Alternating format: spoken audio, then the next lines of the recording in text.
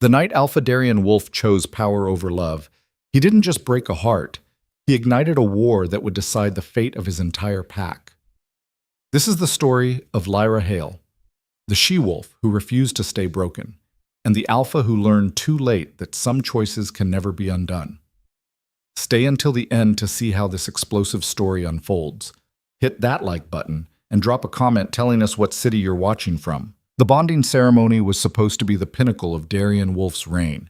Instead, it felt like a funeral. He stood at the stone altar in the Great Hall, surrounded by hundreds of pack members whose eyes gleamed with anticipation and political calculation. Torches blazed along the ancient walls, casting dancing shadows across the faces of wolves who had come from territories far and wide.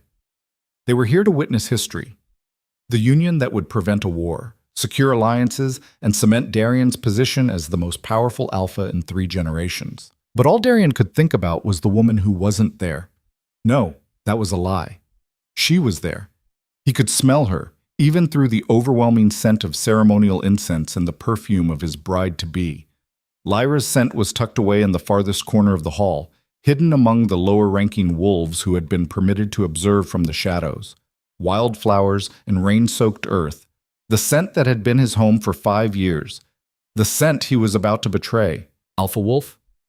The voice of Elder Morgan cut through his thoughts like a blade. She stood beside him, her silver hair braided with ceremonial beads, her expression as cold and immovable as the mountain stone beneath their feet. It is time. Darien's jaw tightened. He didn't look at her. He couldn't. If he met her eyes, she would see the conflict raging inside him, and that would be weakness. Alphas didn't show weakness, especially not tonight. The massive oak doors at the far end of the hall groaned open, and the crowd fell silent. She entered like winter itself, beautiful, deadly, and utterly without warmth. Celine Thorne. She moved down the center aisle with the grace of someone who had been trained since birth for this exact moment. Her gown was white as fresh snow, embroidered with silver thread that caught the torchlight and made her seem to glow. Her dark hair fell in perfect waves over her shoulders, and her pale blue eyes were fixed on Darien with an intensity that promised nothing soft, nothing kind. This was a transaction. They both knew it. Behind her walked her father, Marcus Thorne, Alpha of the Northern Reach. His pack controlled the mountain passes and the trade routes that kept half the territory fed during the harsh winters. For 3 years, tensions had been building between their packs. Border disputes, accusations of hunting violations, young wolves from both sides killed in skirmishes that grew bloodier each season. Then Marcus had made his offer, a bonding, his daughter for peace, his resources for loyalty. Refuse, and the mountain passes would close. Wolves would starve. War would come, and blood would run so deep that the snow would turn red from the high peaks to the valley floors. Darien had tried to find another way. He'd spent months in negotiations, offered concessions, suggested alternatives. But Marcus was old school, and he wanted what he wanted. His bloodline merged with the wolf legacy, his grandchildren ruling the most powerful pack in the region. And when the Council of Elders had convened, they'd made it clear, accept the bond or step down as alpha. So here he was. Celine reached the altar and stood across from him. Up close, he could see the calculation in her eyes. She didn't want this any more than he did. She wanted power, and he was the means to get it. They were both prisoners of tradition, bound by chains forged centuries before they were born. Darien Wolf, Elder Morgan intoned, her voice carrying through the silent hall. Do you accept this bond, freely given, to unite your pack with the Northern Reach and honor the ancient laws of our people? Freely given. The words were ash in his mouth. He opened his mouth to speak, and that's when he felt it. A shift in the air, a ripple of emotion so strong it nearly staggered him. Lyra. She was moving, not leaving. He would have felt that, would have sensed her retreat. No, she was pushing forward through the crowd, and the wolves around her were stepping aside, confusion and curiosity flickering across their faces. Darien's heart seized. No, don't, please don't. But Lyra had never been good at following orders, even silent ones. She emerged from the crowd into the open space before the altar, and the entire hall sucked in a collective breath. She looked like she'd been carved from defiance itself. Her copper hair was wild, untamed, catching the torchlight like living flame. She wore no ceremonial dress, no jewelry, Just her usual leather and worn boots, the clothes of a warrior, not a politician's pawn. Her green eyes, usually so full of fire and humor, were rimmed red. She'd been crying. But she wasn't crying now. "Lyra," Darian's voice came out rougher than he intended, barely more than a growl. "Don't do this." "Don't do what?" She stopped 10 feet from the altar, her hands clenched at her sides. "Don't speak? Don't exist? Don't remind everyone here that you made me a promise 5 years ago, Darian Wolf?" The murmur that ran through the crowd was like distant thunder. Elder Morrigan's eyes narrowed. "This ceremony is sacred. You will remove yourself or you will be removed." "Let her speak." Darian didn't know where the words came from, only that they burst out of him before he could stop them. Morrigan turned on him, her expression glacial. "You would allow this disruption. I said let her speak." His alpha command rolled through the words, and even the elder flinched. Lyra's chest rose and fell with ragged breaths. When she spoke again, her voice was quieter, but it carried. 5 years ago, you told me we'd face everything together. You told me that when you became alpha, things would be different, that love would matter more than politics, that we'd build something better than what came before. Lyra, I believed you. Her voice cracked just slightly. I stood by you through every challenge, every fight. When the Western Pack tried to take our territory, who fought beside you? When you were poisoned by traitors in your own ranks, who stayed awake for 3 days to make sure you'd survive? Darian felt like he was being flayed alive. Every word was true. Every word was a blade. I did, Lyra continued, because I thought we were building something. Because I thought what we had was stronger than this. She gestured at the altar, at Celine, at the whole elaborate trap that tradition had built around them. Celine, to her credit, showed no emotion. She simply watched Lyra with those cold blue eyes, patient as a glacier. The pack needs this alliance, Darian said, and even as he spoke, he hated himself for the words. They sounded hollow, rehearsed.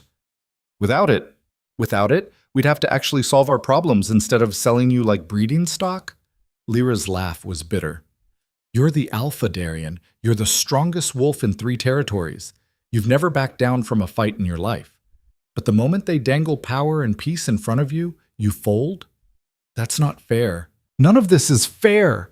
She was shouting now, and tears were streaming down her face, and Darian wanted nothing more than to go to her, to pull her into his arms and tell her she was right about everything. You have a choice. You've always had a choice. No. His voice was flat, dead. I don't. The silence that followed was suffocating. Lyra stared at him, and he watched something in her eyes shatter. It was like watching a light go out, watching hope die in real time. You're a coward, she whispered. The words hit harder than any physical blow ever could. Lyra! No. She stepped back, shaking her head. No, you don't get to explain. You don't get to make this okay. You made your choice. She looked at Celine, then back at him.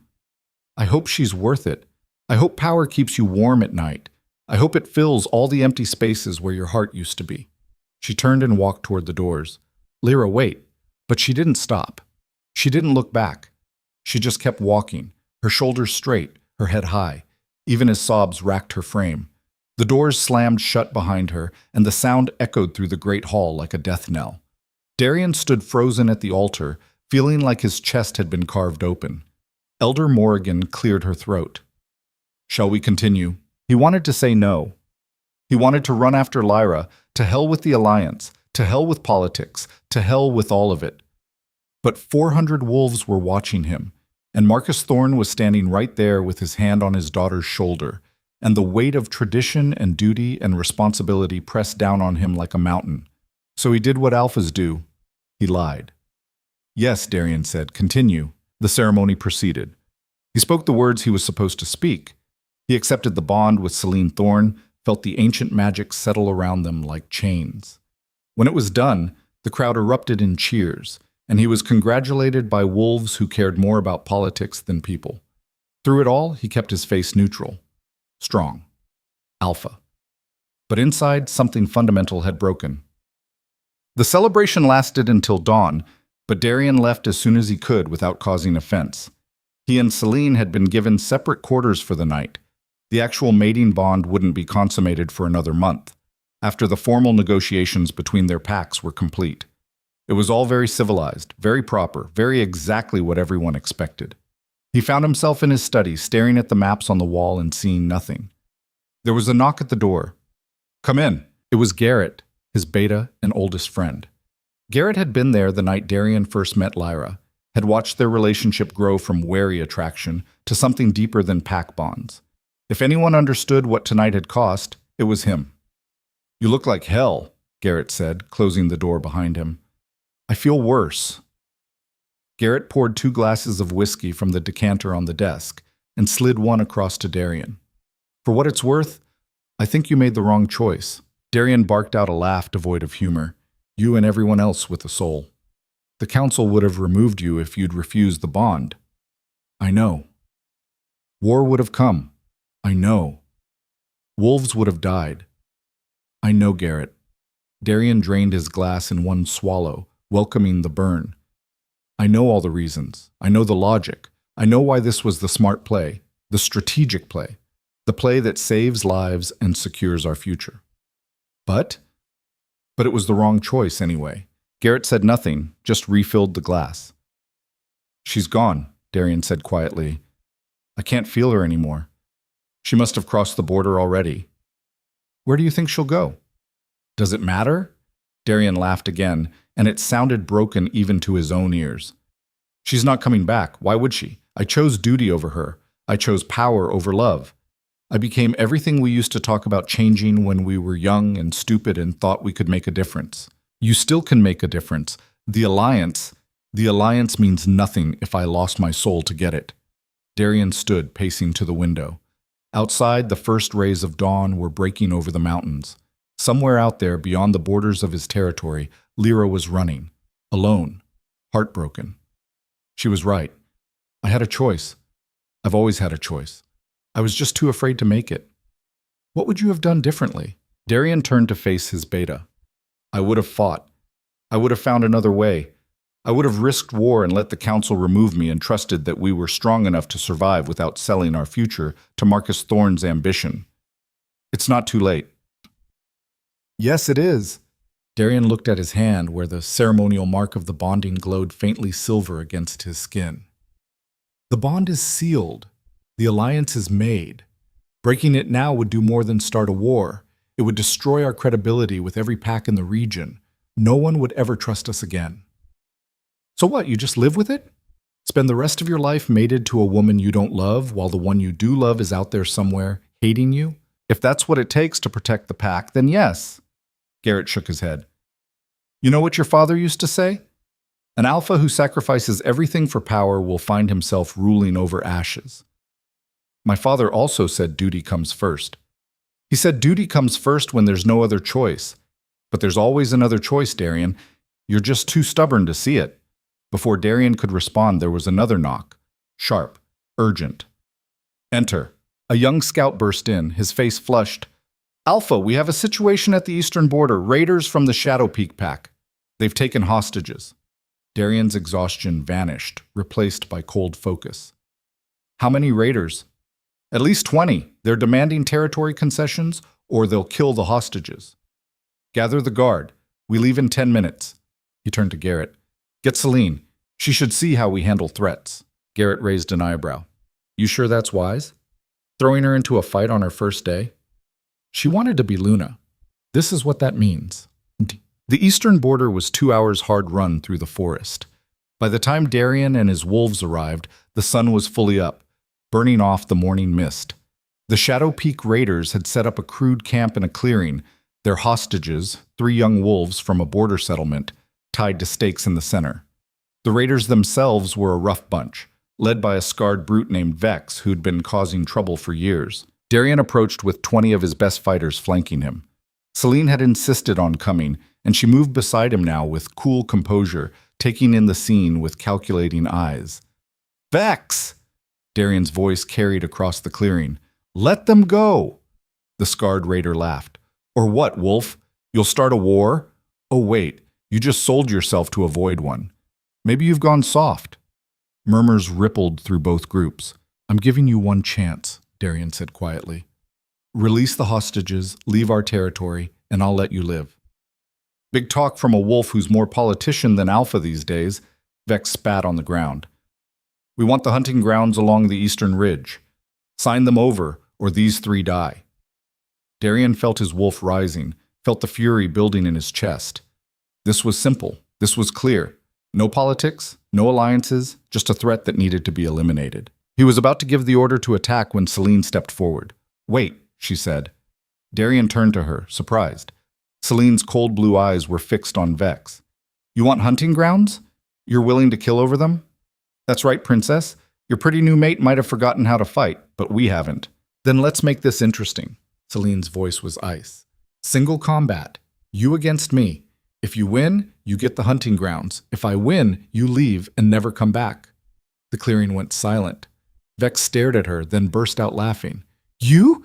You think you can fight me?" "I think you're about to find out." Darien grabbed her arm. "Celine, no." She turned to him, and for the first time he saw something other than calculation in her eyes. There was steel there. Pride. "I'm not helpless, Alpha, and I won't start my reign by hiding behind you." Before he could respond, she'd shifted, a blur of white fur and lethal grace, and launched herself at Vex. The fight was brutal and fast. Vex was bigger, stronger, more experienced. But Celine was quicker, and she fought with a precision that spoke of years of training. She used his size against him, ducking under his strikes and finding weak points with surgical accuracy. Within 3 minutes, she had him on his back, her jaws locked around his throat. The raider stood frozen, unsure what to do. Celine shifted back to human form, standing over Vex's prone body. "Leave. Now. If I ever see you on our territory again, I won't be merciful." The raiders grabbed their wounded leader and fled. Darien's wolves cut the hostages free, while Celine stood there, breathing hard, blood on her hands. "Well," Garrett muttered beside Darien, "she's full of surprises." Darien said nothing. He was reevaluating everything he thought he knew about his new mate. On the run back to Packlands, Celine fell into step beside him.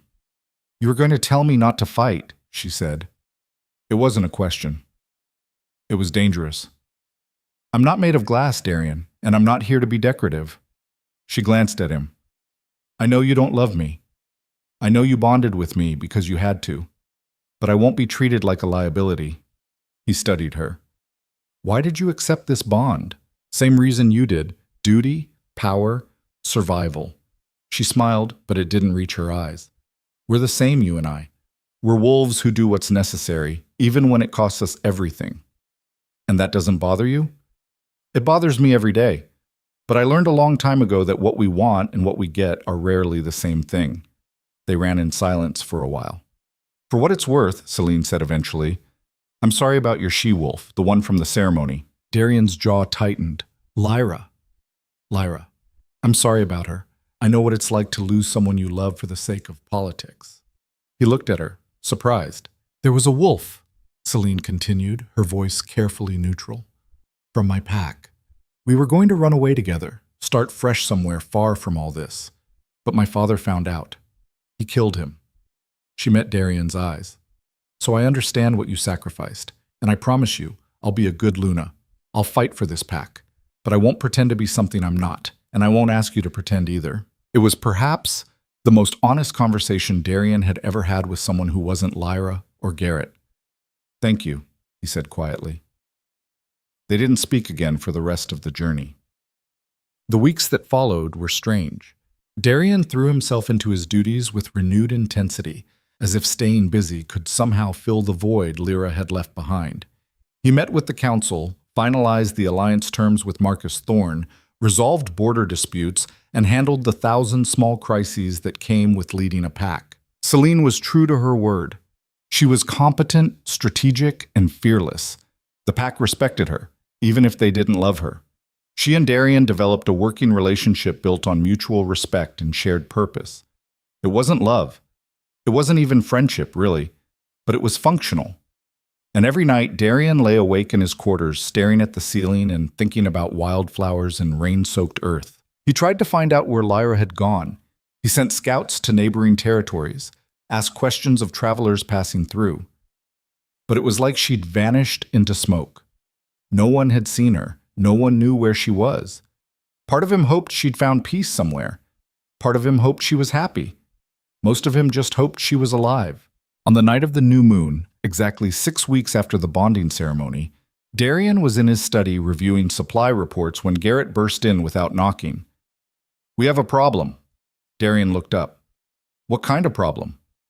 "The kind that's going to test everything we've built." Garrett tossed a scroll onto the desk. "That came by messenger an hour ago, from the Ironwood clan." Darian picked up the scroll and read. With each line, his blood ran colder. The Ironwood clan, the most powerful pack in the Southern Territories, was declaring war. Not on Darian's pack specifically, but on everyone. They'd been building their forces in secret for years, and now they were making their move. They wanted to unite all the packs under one rule, their rule. And they were starting with the smaller territories, crushing them one by one before moving on to the larger packs. "How long do we have?" Darian asked, based on their movements. 3 months? Maybe 4. "That's not enough time to prepare." "No," Garrett agreed. "It's not. We need allies. Real ones. Not just Marcus Thorne's mountain wolves.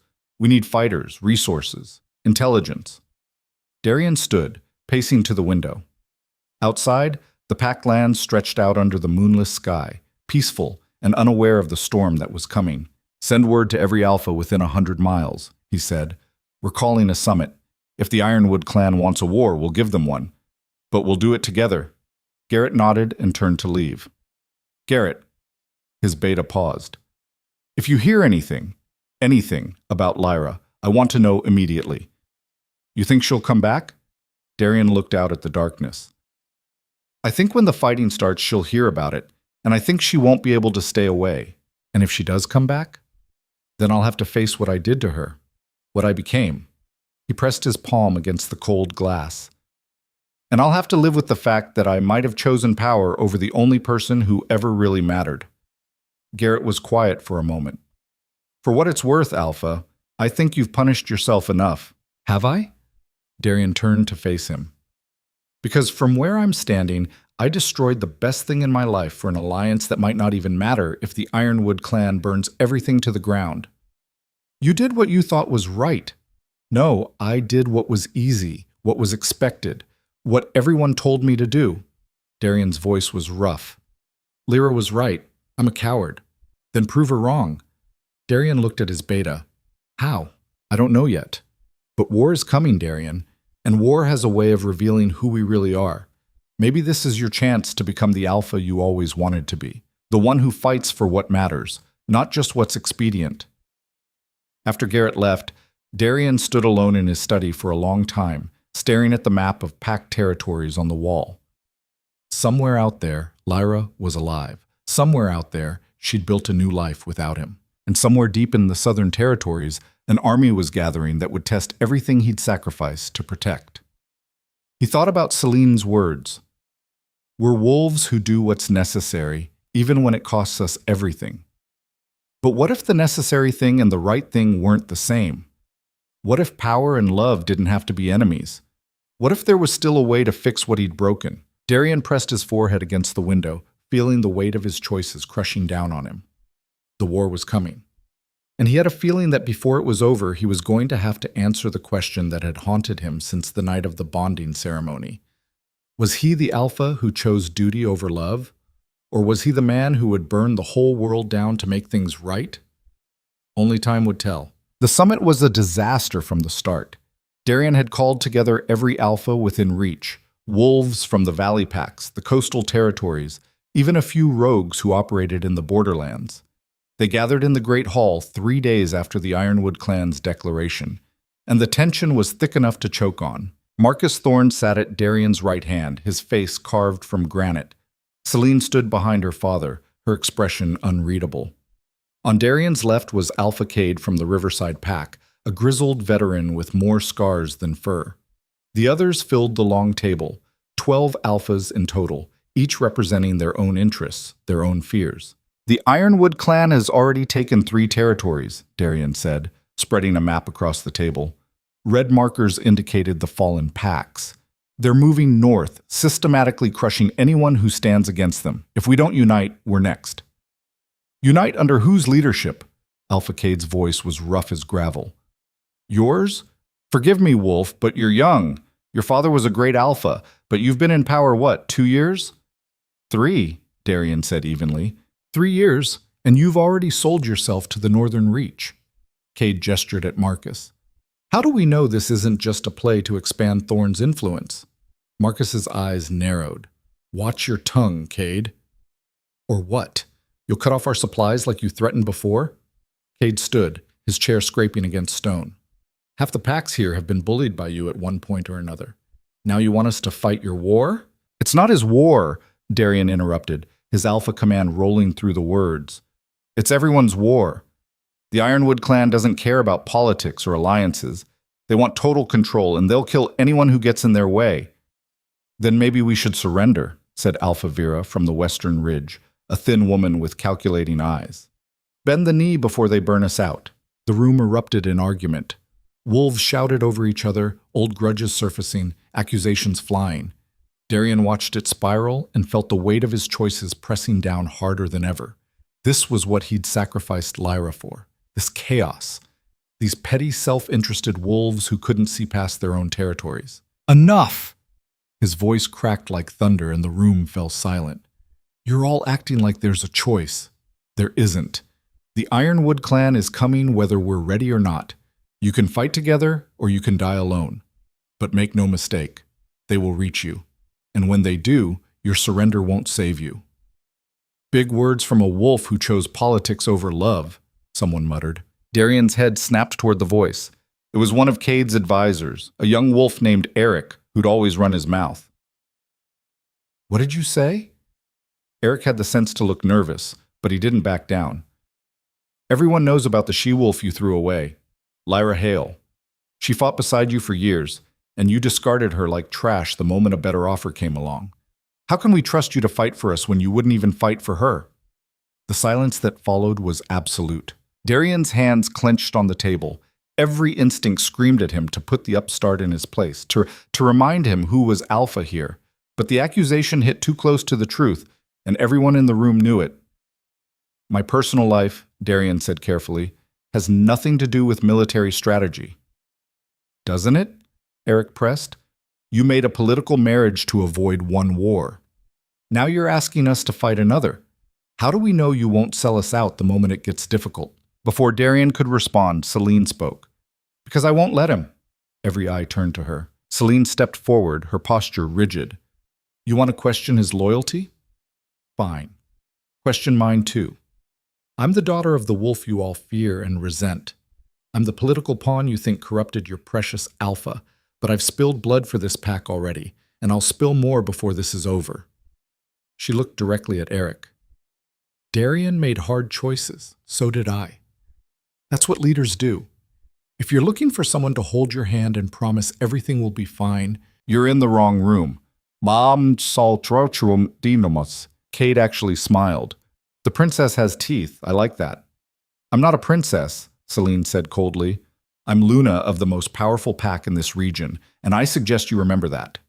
The tension shifted slightly. Not broken, but redirected. Marcus stood. My daughter is right. We can argue about Wolf's personal failures all day, and believe me, I have opinions on those, but it won't stop the Ironwood clan from burning down your homes. So either commit to this alliance or get out. One by one, the alphas around the table nodded. Some grudgingly, some with genuine conviction. But they committed, all except Vera.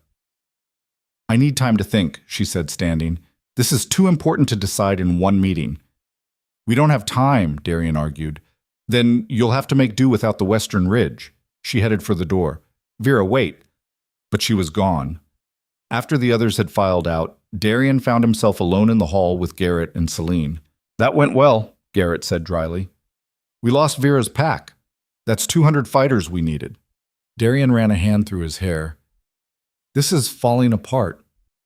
It's not your fault, Celine said. Some wolves can't see past their own fear. No, Eric was right. They don't trust me because I've already proven I'll sacrifice anything for political gain. He looked at her. Even the people I love. Celine's expression softened slightly. You're torturing yourself. I'm facing the truth. The truth is you made the best decision you could with the information you had. You can't change the past, Darien. You can only move forward. Before he could respond, a scout burst into the hall, breathless.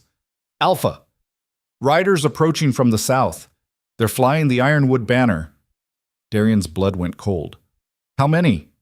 Just 3. They say they're envoys here to negotiate. It's a trap, Garrett said immediately. Maybe. Darien headed for the door. But we need to hear what they have to say. The envoys waited in the courtyard, their horses stamping nervously. They were big wolves, all 3 of them, wearing the black and gray of the Ironwood clan. The leader was a scarred female with eyes like flint. I am Kira, voice of Alpha Gregor, she announced. I bring terms. Terms for what? Darien asked. Surrender. Bend the knee to the Ironwood clan and your pack will be spared. Resist and you'll burn with the others. That's not a negotiation. That's a threat. Kira smiled without humor. It's a courtesy. Alpha Gregor respects your father's legacy. He's offering you a chance to survive this. Tell Gregor to go to hell.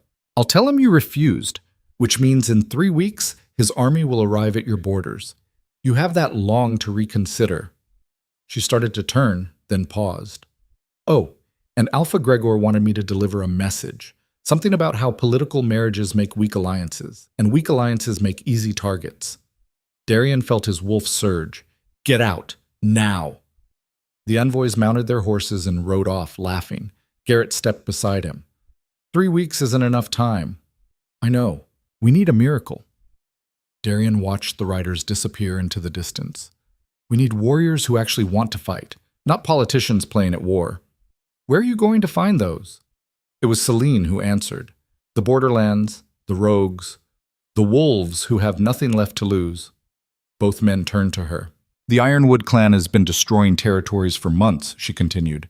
That means refugees, survivors, wolves who've lost everything and want revenge. Find them, recruit them, and you'll have an army that fights with everything they have.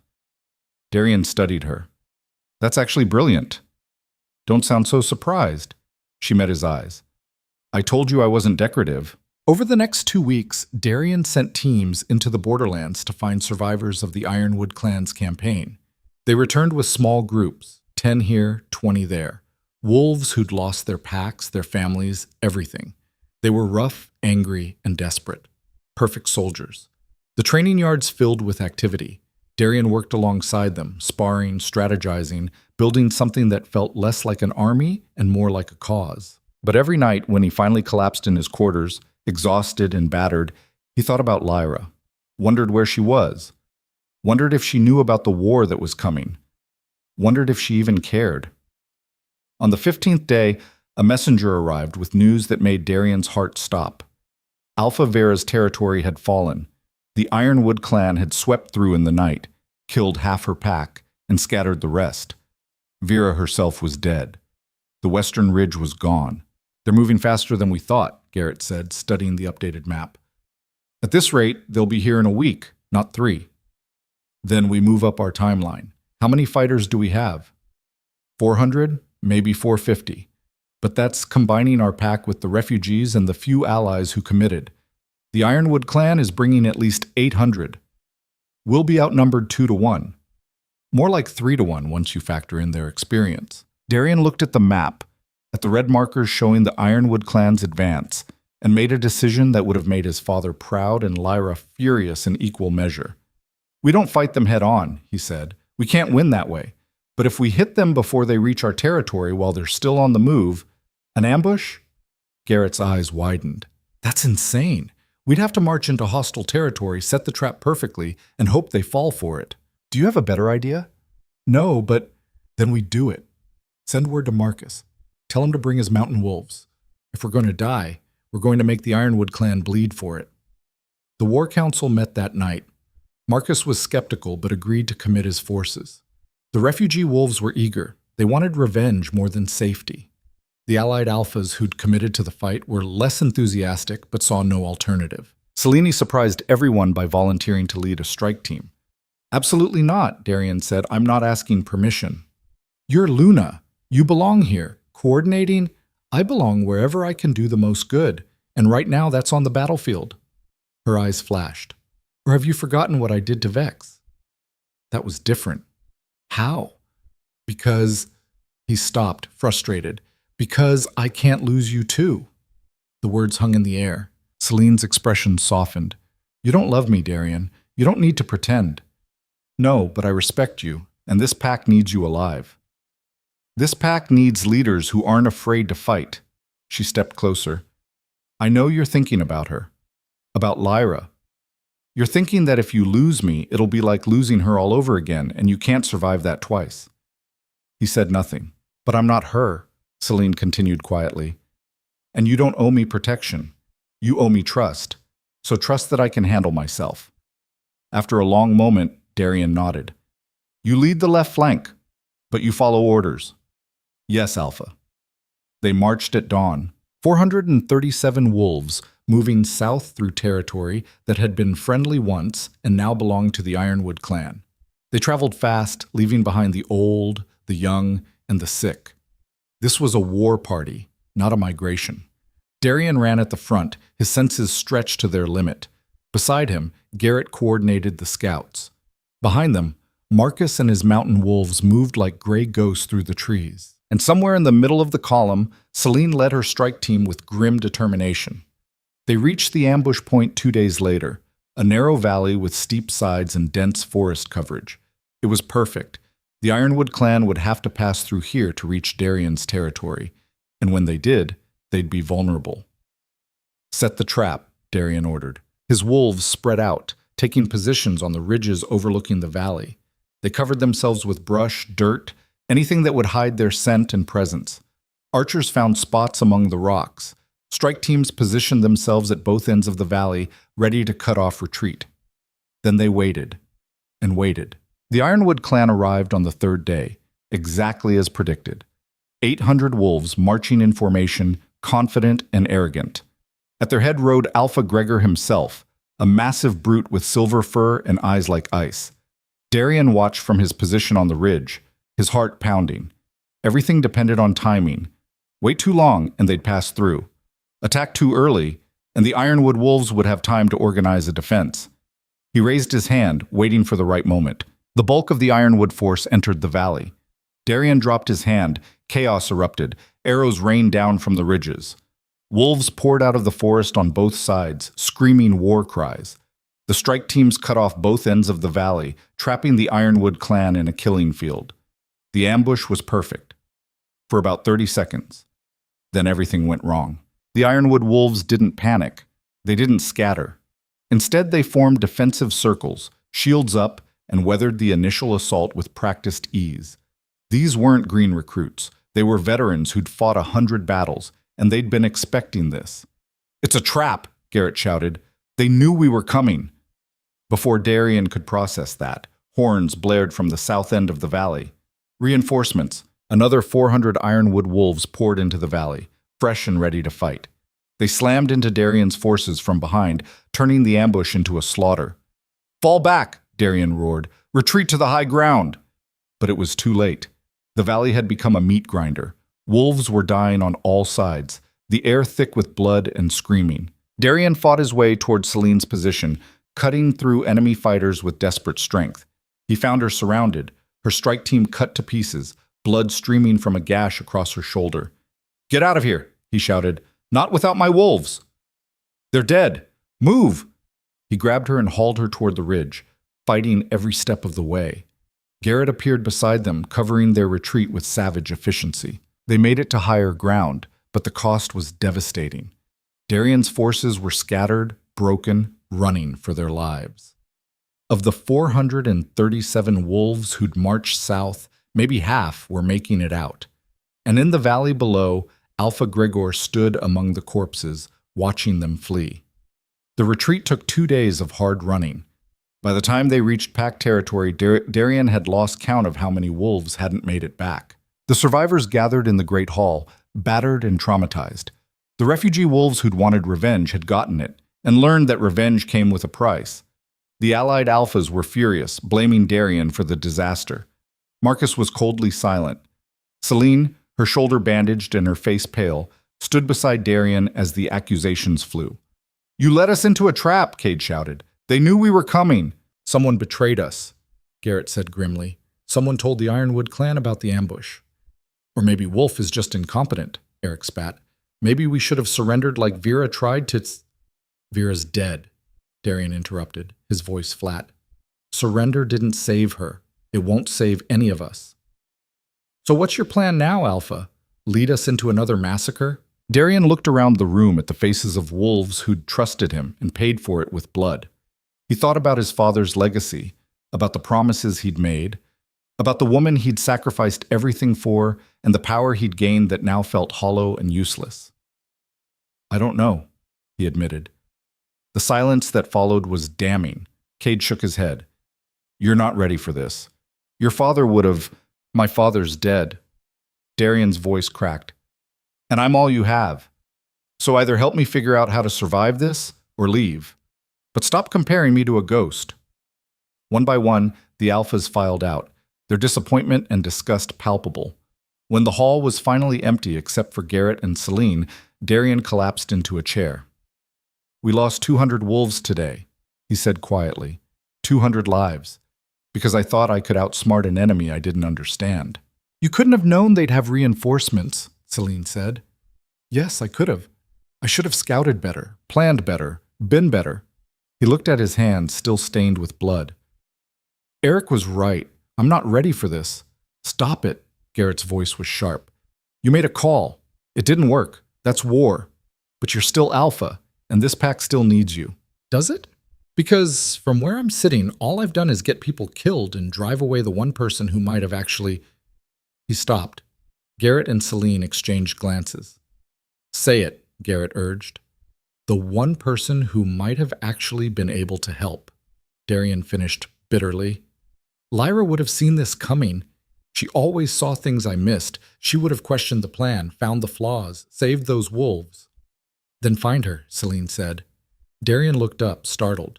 Find her, Celine repeated.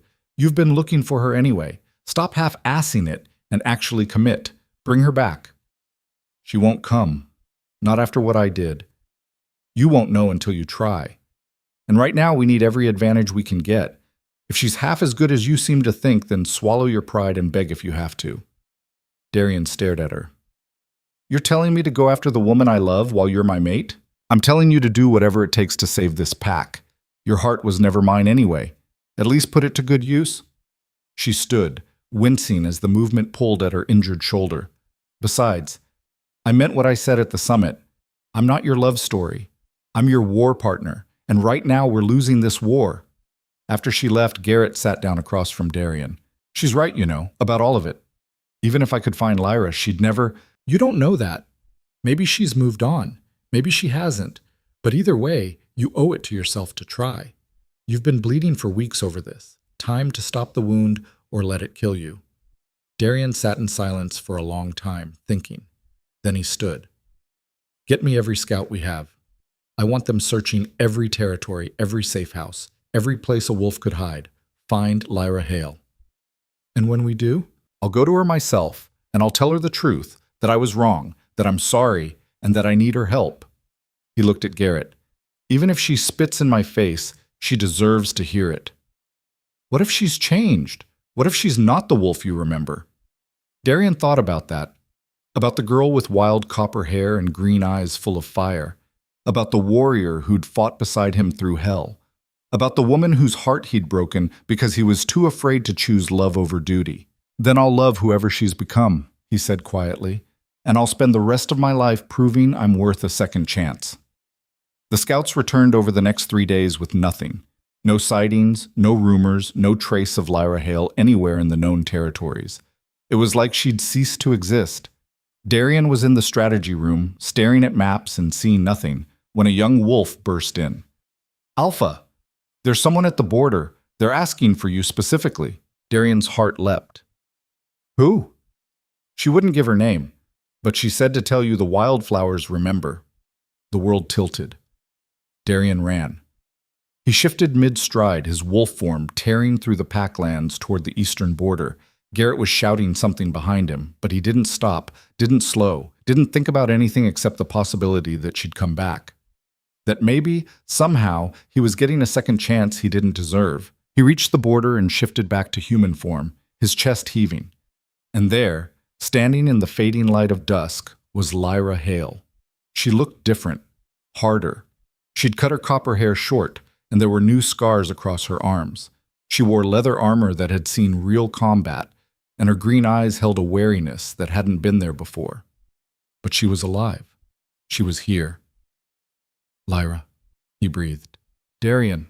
Her voice was cool, controlled, nothing like the warmth he remembered. I heard you got your ass kicked by the Ironwood clan. News travels fast. Bad news always does. She crossed her arms.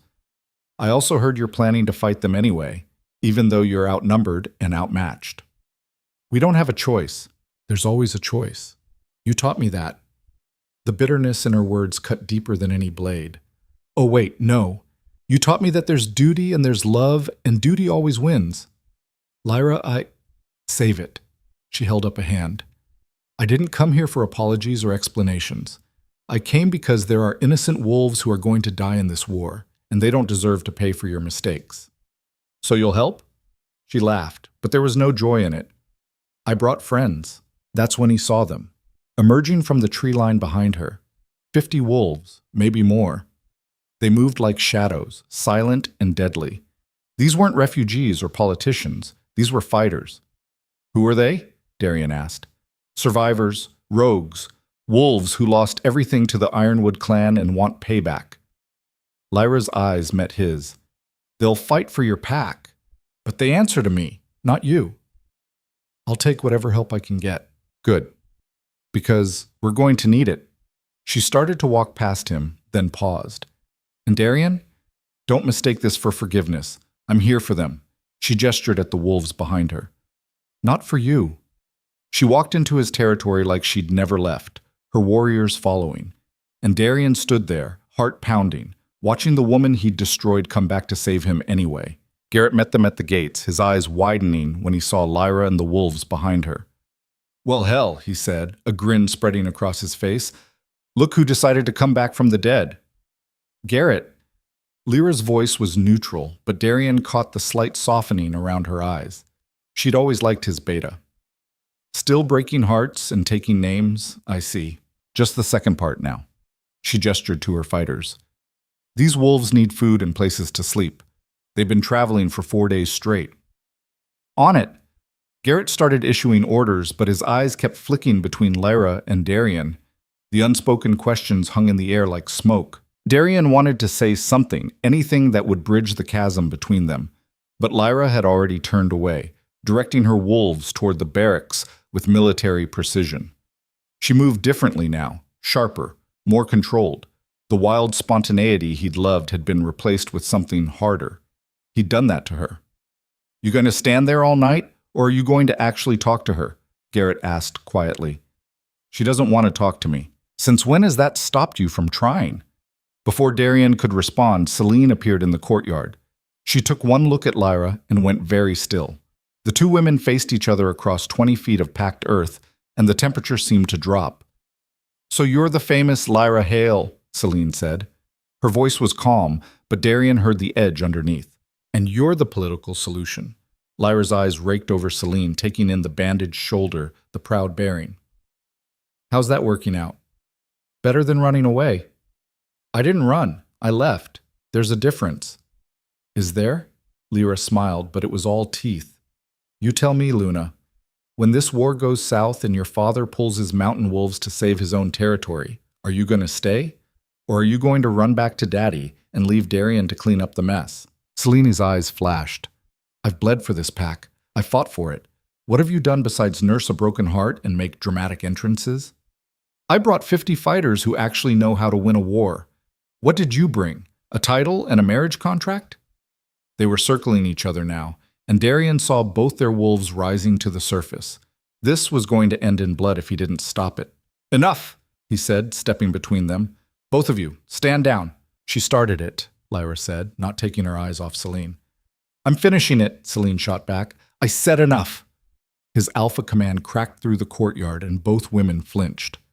Lyra, get your wolves settled. Celine, I need you in the war room. We have planning to do. For a moment, neither moved. Then Lyra turned on her heel and walked away without another word. Celine watched her go, then looked at Darian. She's going to be a problem. She's going to be an asset. She hates you. She hates me. She hates this entire situation. Yes, Darian agreed, but she's here anyway. That means something. It means she has a death wish, or she's still in love with you and too stubborn to admit it. Celine's expression softened slightly. For your sake, I hope it's the second one. For the pack's sake, I hope it's neither.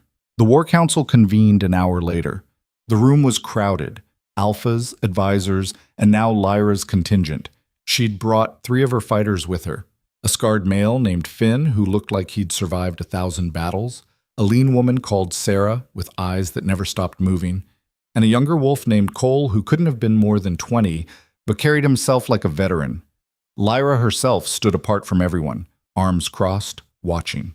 The Ironwood clan will reach our borders in 3 days, Darian said, pointing to the map.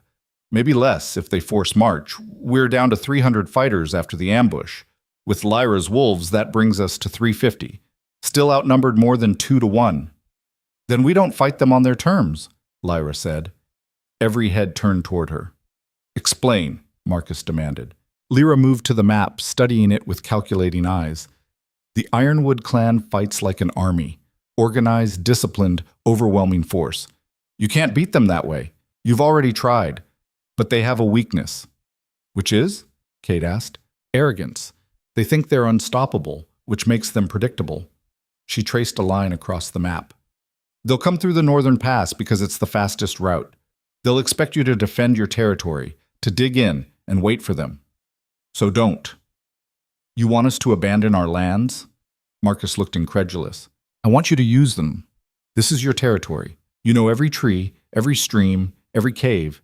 The Ironwood clan doesn't. So you split your forces. Leave a skeleton crew to make it look like you're defending. Draw them in deep, then hit them from all sides with small, fast strike teams. Bleed them, make them paranoid, turn their own size against them. Guerrilla warfare, Garrett said, understanding dawning in his eyes. Exactly. You can't win a straight fight, so don't fight straight. Lyra looked around the room. My wolves have been doing this for months. We've hit Ironwood supply lines, burned their camps, made them afraid of the dark. It works. Darian stared at her, seeing the tactical mind that had always been there but had sharpened into something lethal. You've been fighting them this whole time. Someone had to. Why didn't you join another pack, find safety? Her green eyes met his, and for the first time since she'd arrived, he saw real emotion there. Anger, yes, but also pain. Because I learned something after I left. Power doesn't protect you. Love doesn't save you. The only thing that matters is being strong enough that no one can ever break you again. The words hung in the air like an accusation. Your plan could work, Cade said slowly, but it requires perfect coordination. One mistake, and we're scattered across the territory with an army hunting us down. Then don't make mistakes, Lyra said flatly.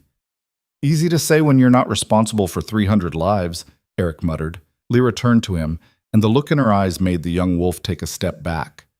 I've been responsible for keeping 50 wolves alive in hostile territory for 6 weeks while being hunted by the same army that's coming for you. Don't lecture me about responsibility. She's right, Celine said, surprising everyone. Her plan is risky, but it's the only one that gives us a chance. We fight smart or we die brave. I know which one I prefer. Marcus frowned. You're siding with the rogue? I'm siding with the person who actually knows how to win. Celine looked at Lyra with something that might have been respect. Even if I don't like her. The feeling's mutual, Lyra assured her. Darian watched the 2 women and saw something shift. Not friendship, nothing that simple, but a recognition. They were both fighters, both survivors, both too stubborn to quit. We'll do it, he decided. Lyra, you'll coordinate the strike teams. Garrett, work with her on positioning. Marcus, I need your mountain wolves to hold the high ground. If they try to retreat, cut them off. Celine, you'll lead the defense at the main compound. Make it look real enough that they commit. And you? Celine asked. I'll be with the strike teams.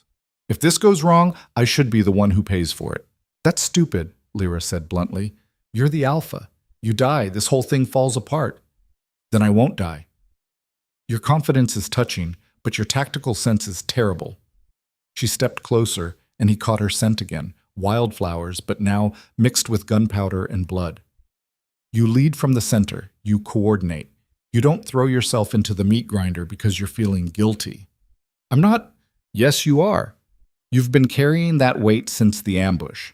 Maybe since the night you chose duty over me. But if you get yourself killed trying to make up for it, you're just leaving everyone else to clean up an even bigger mess. They stared at each other, and for a moment the war room and everyone in it faded away. When did you get so tactical? Darian asked quietly. When I stopped relying on someone else to save me. She turned back to the map. Now, can we actually plan this, or are we going to keep having feelings about it? The planning session lasted until dawn. By the time they were done, every wolf knew their position, their target, their fallback points.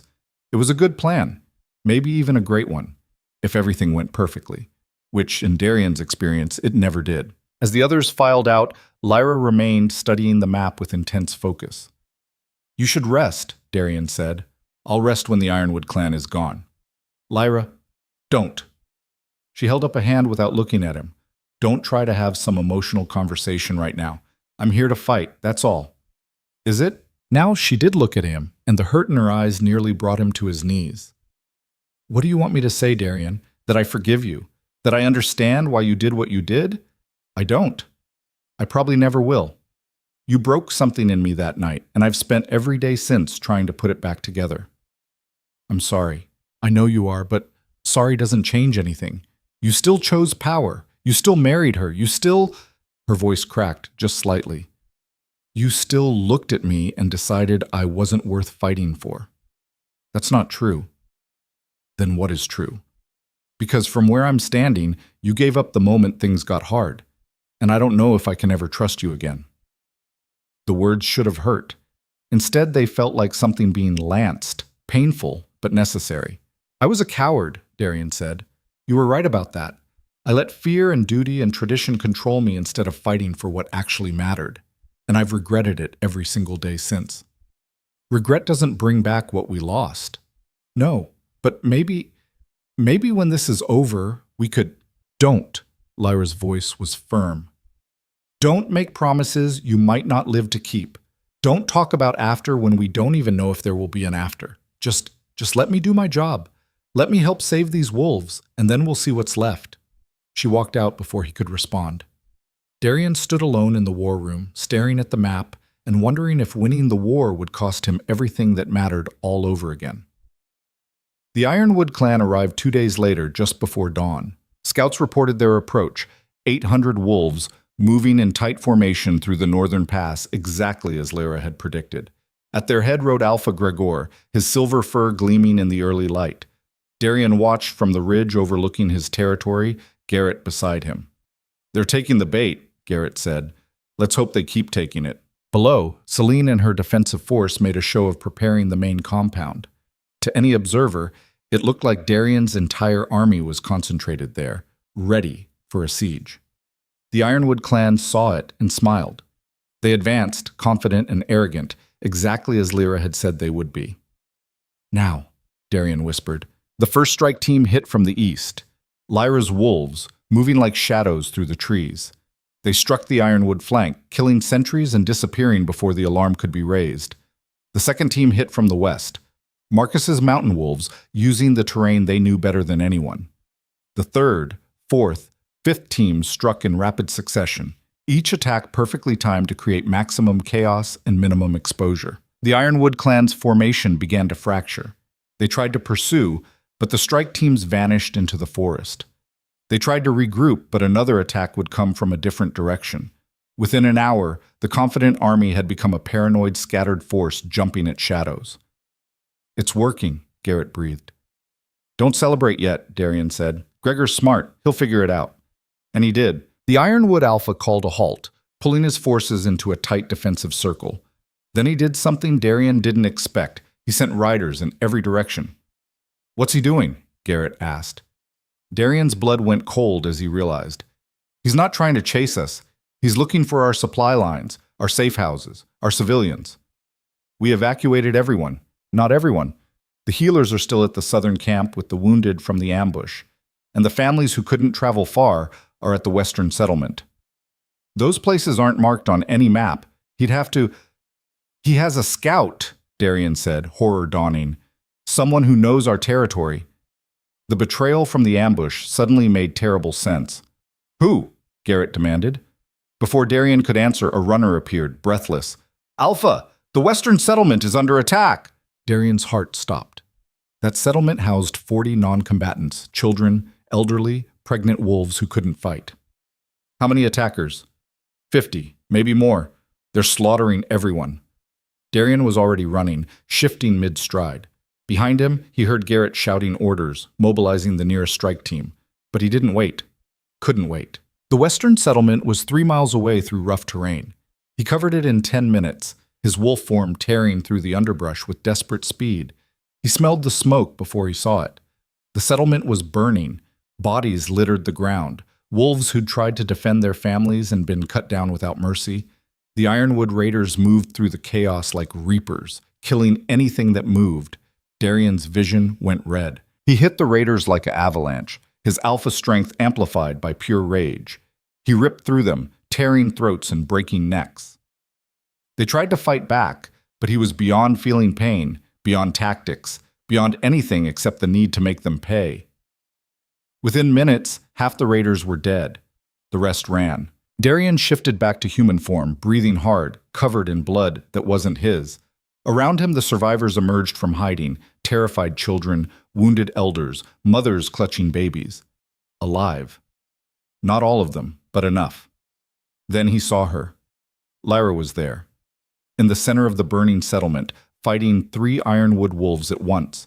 She was injured, blood streaming from a gash in her side, but she fought with savage efficiency, protecting a cluster of children huddled behind her. One of the ironwood wolves got through her guard, jaws snapping toward a little girl. Lyra threw herself in the way, taking the bite meant for the child. She screamed, but didn't fall. Instead, she grabbed the wolf's throat and twisted with brutal strength. The raider dropped, dead. Darian reached her just as she collapsed. Lyra! He caught her before she hit the ground, feeling the heat of her blood soaking through his hands. The kids, she gasped. Get the kids out. You're dying. I'm fine. Get them out. She wasn't fine. The bite had torn through muscle and maybe nicked an artery. She was losing blood fast. Garrett, Darian roared. I need healers now. His beta appeared, took one look at Lyra, and went pale. The healers are at the southern camp, 20 minutes away. She doesn't have 20 minutes. Then you better run fast. Garrett grabbed the children, organizing their evacuation. Go. We'll handle this. Darian gathered Lyra in his arms and ran. She was conscious but fading. He could feel her heartbeat slowing, feel her body going into shock. Stay with me, he demanded. Bossy, she mumbled, her eyes unfocused.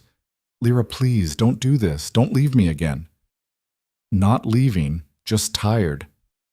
You can rest when we get to the healers. You can sleep for a week, but you have to stay awake right now. Her hand found his face, her touch weak. Did we save them? The kids? Yes. You saved them. Good. Her eyes started to close. No, look at me!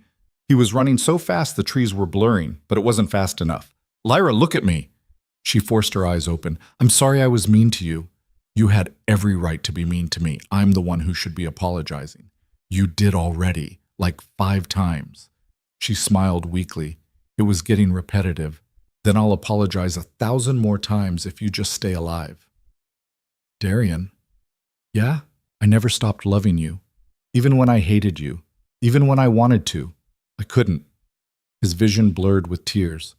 I never stopped loving you either. Not for a second. We're both idiots.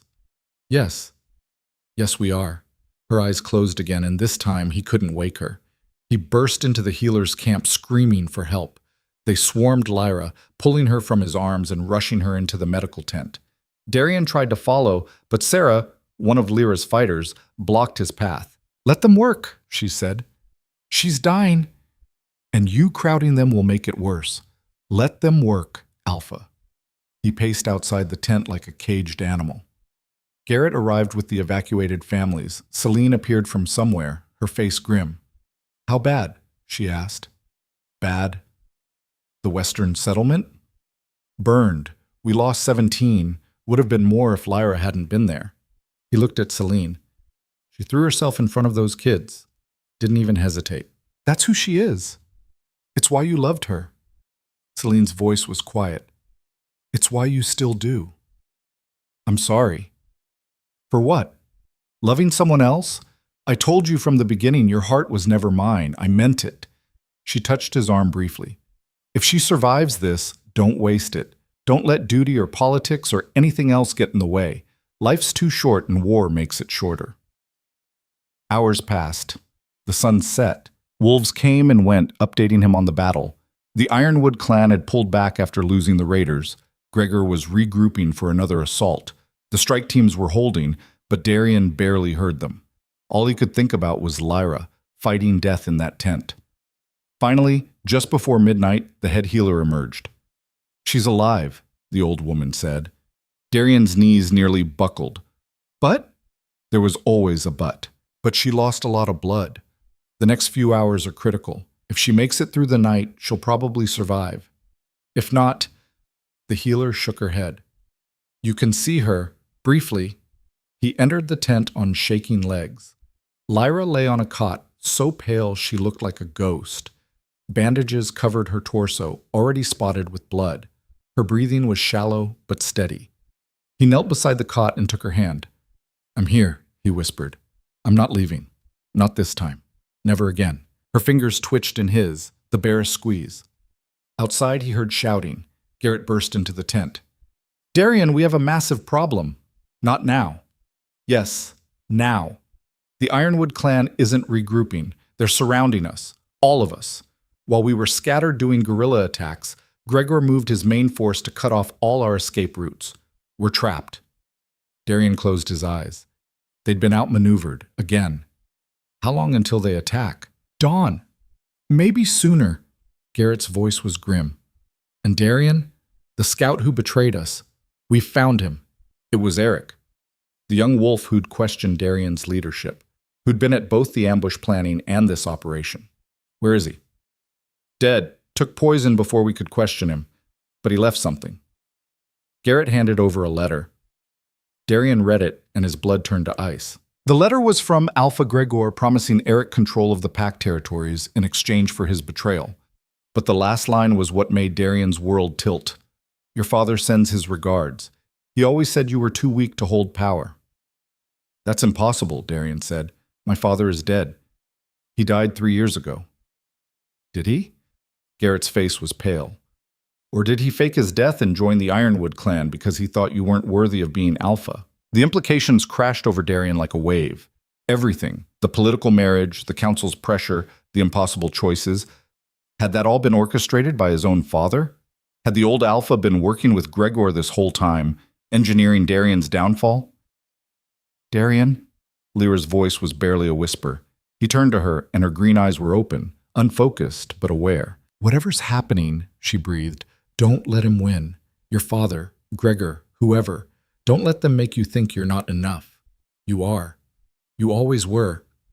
I've made so many mistakes, then stop making them. Choose what matters. Choose right.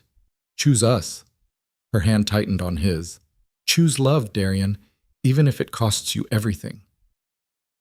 Outside, a horn blared.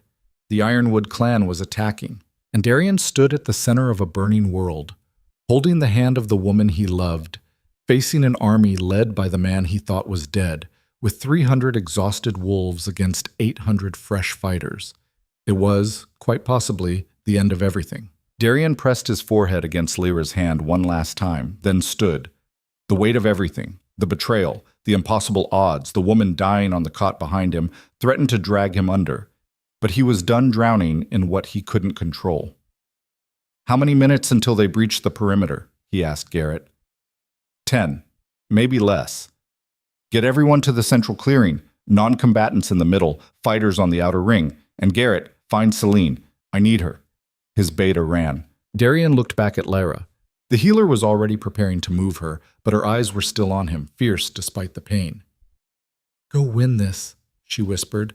I'm going to try something stupid. Your specialty, a ghost of her old smile. Make it count. He ran. The camp was chaos, wolves scrambling to defensive positions, children crying, the injured being hauled to safety. The Ironwood clan's war drums echoed through the night, getting closer with each beat. Celine met him at this clearing's edge, her sword already drawn. "What's the plan?" "We can't win by fighting, not like this. So we don't fight." She stared at him. "Explain that to me in a way that doesn't sound like suicide." "My father is alive. He's with Gregor. He's been orchestrating this whole thing." "What?" Eric's letter. "My father faked his death, joined the Ironwood clan, and has been working to destroy me ever since. The political marriage, the council pressure, everything. It was designed to break me." Celine's eyes widened. "That's insane?" "Yes, but it's the truth. And if my father is there, I can use that." He grabbed her shoulders. "I need you to trust me. Can you do that?" She searched his face. "What are you going to do?" "Something my father won't expect.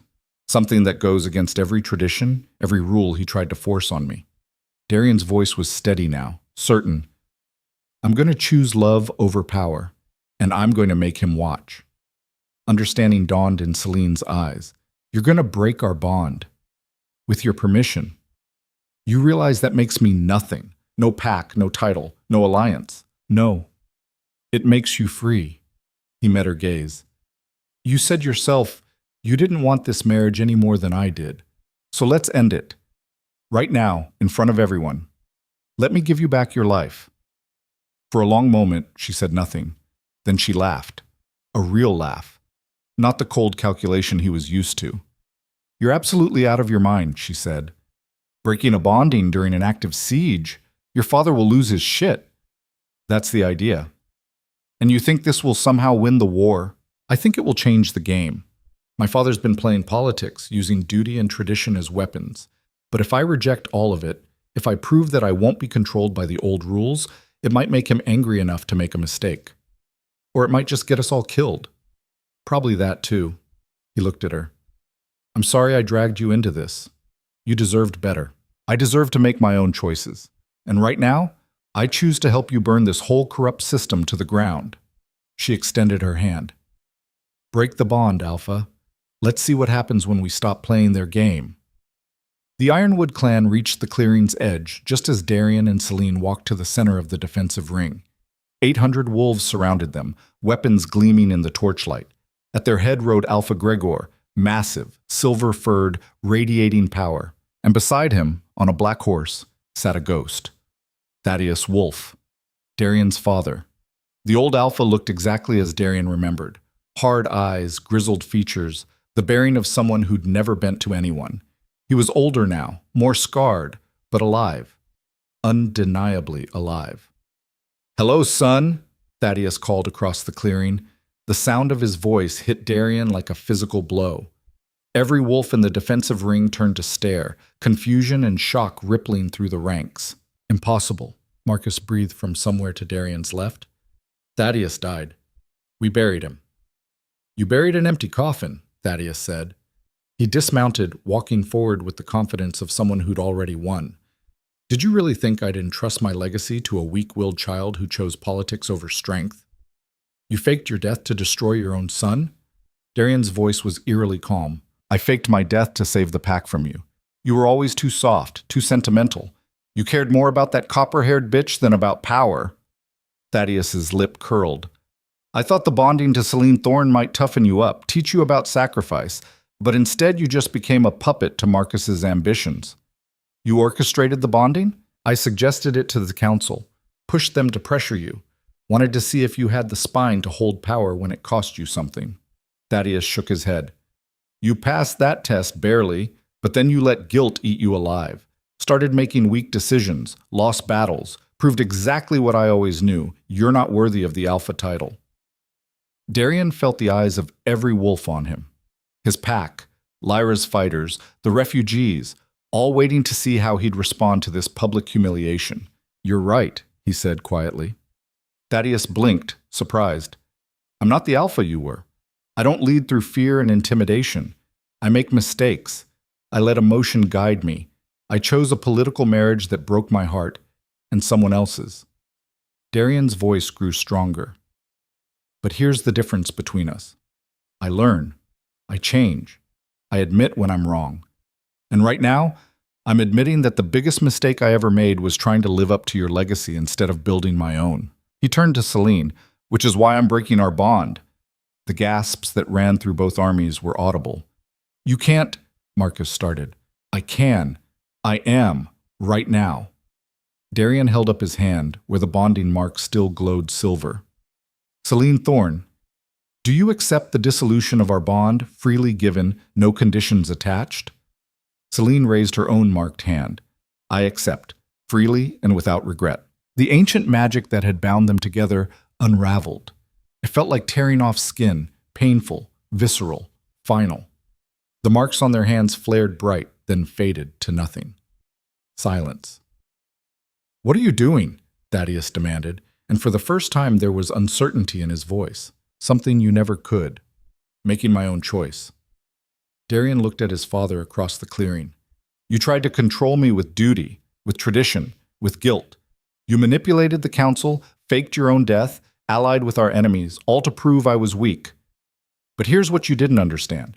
Strength isn't about following the old rules. It's about knowing when to break them. You just destroyed your alliance with the Northern Reach. No. Marcus stepped forward, and to everyone's surprise, he was smiling grimly. He just destroyed a marriage I never wanted in the first place. My daughter's free now, and frankly, I have more respect for Wolf for admitting his mistake than I ever did for him perpetuating a lie. Thaddeus's face twisted. You're all fools. Gregor, end this farce. Kill them all. But Alpha Gregor wasn't moving. He sat on his horse, studying Darian with calculating eyes. Interesting, Gregor said finally. You break your bond in the middle of a siege. Why? Because I'm done making decisions based on fear, Darian said. And I'm done letting people like you and my father dictate how I lead. You want this territory? You want to rule through intimidation and force? Fine. Come and take it. But you'll have to go through wolves who are fighting because they choose to, not because they're bound by politics or tradition. Inspiring speech, Gregor's voice was dry. But words don't stop steel. No, but they change minds. Darian gestured to the Ironwood clan's forces. How many of your wolves are here because they believe in you? And how many are here because they're afraid of what happens if they refuse? A ripple of discomfort went through the Ironwood ranks. How many of you joined the Ironwood clan because Gregor promised you power? Darian called out, his alpha command carrying his voice across the clearing. And how many have watched him burn through territory after territory, killing anyone who stands in his way, and wondered when you'd become expendable too? Enough, Gregor roared, but Darian wasn't done. I just broke a sacred bond because it was built on a lie. I just publicly rejected my own father because he valued power over love. I'm standing here, outnumbered and outmatched, because I'd rather die fighting for something real than live as a puppet to someone else's ambition. So ask yourselves, are you fighting for something you believe in, or are you just following orders? Kill him, Thaddeus snarled. Gregor, kill him now! Gregor raised his hand, and archers along the Ironwood line drew their bows. This was it. The moment where Darian's gamble either paid off or got everyone killed. Then a voice cut through the tension. Wait! It came from within the Ironwood ranks. A wolf stepped forward, younger, scarred, with eyes that had seen too much death. What are you doing? Gregor demanded. Asking questions. The young wolf looked at Darian. You really just gave up your political marriage? Your alliance? I did. Why? Because I love someone else. And I realize that building a life on lies makes you weak, not strong. Even if it costs me everything, even if I die in the next 10 minutes, at least I'll die knowing I finally chose what mattered. The young wolf was quiet for a moment. Then he lowered his weapon. I joined the Ironwood clan because Gregor killed my pack and said I could either serve or die. I've been waiting for someone brave enough to stand up to him. He looked at Gregor. I'm done following orders. Traitor! Gregor drew his sword. But the young wolf wasn't alone. 5 others stepped forward, then 10, then 20. Wolves who'd been conscripted, who'd been forced to fight for a cause they didn't believe in, finally seeing a way out. Stand down! Gregor's voice was furious. I am your alpha. You're a tyrant, someone called back, and we're done. The Ironwood clan's formation fractured. Not completely, At least 500 wolves still stood with Gregor, loyal or too afraid to defect. But the defection of even 100 fighters changed the odds dramatically. And more importantly, it changed the psychology. Darian's wolves saw enemies switching sides and felt hope. The Ironwood loyalists saw their own ranks breaking and felt doubt. Thaddeus's face was purple with rage. "You're destroying everything." "No, father. I'm building something better." Darian turned to the defectors. "Anyone who wants to walk away from this, you can. I won't force you to fight. You're free." Most of them stayed. Because freedom, it turned out, was worth fighting for. Gregor's eyes narrowed. "You think a pretty speech changes the math? I still have 500 wolves to your, 400? Maybe 450 with these traitors?" 487, Garrett said, stepping up beside Darian. "I counted. Still outnumbered." "Yes," Darian agreed. "But here's the thing about wolves who choose their battles.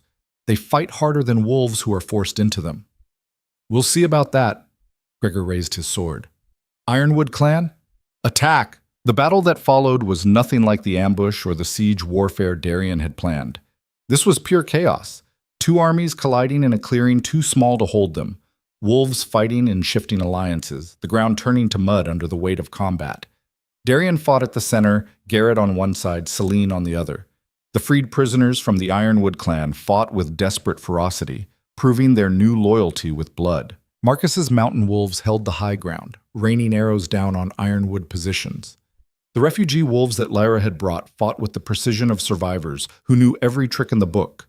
And somewhere in the medical tent, Lyra was dying, and Darian fought with the fury of someone who had everything to lose. He cut through enemy after enemy, looking for his father in the chaos. Found him eventually, fighting alongside Gregor like they'd been packmates for years. "Come to beg for mercy?" Thaddeus taunted. "Come to end this." Darian shifted to his wolf form, and his father did the same. They clashed in a storm of fur and fangs. Thaddeus was older but experienced, using every dirty trick he'd ever learned. Darian was younger but fueled by rage, not just at his father, but at every choice that had led to this moment. The fight was brutal. Thaddeus drew first blood, his jaws catching Darian's shoulder, but Darian recovered, slamming his father into the ground hard enough to crack ribs. "You were supposed to be strong," Thaddeus gasped, shifting back to human form. "I am strong, just not the way you wanted." Darian stood over him, breathing hard. "I'm strong enough to admit when I'm wrong, strong enough to change, strong enough to choose love over power." "Love makes you weak." "No. Fear makes you weak. You were so afraid of me failing that you destroyed yourself trying to control me. Look at what it cost you, your pack, your honor, your son." "I never had a son, just a disappointment." The word should have hurt. Once upon a time, they would have destroyed him. But Darian looked at this bitter, broken man and felt only pity.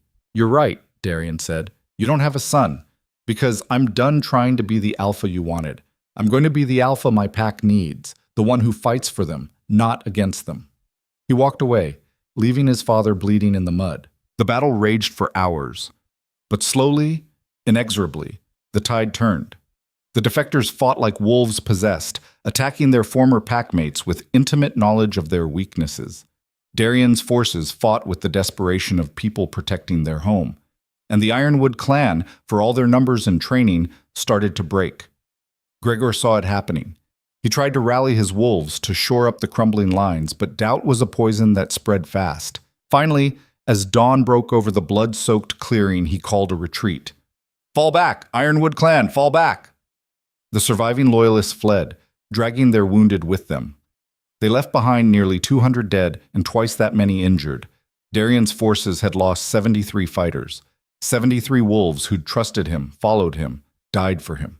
He would remember every name. As the enemy retreated into the forest, a ragged cheer went up from the defenders. They'd won.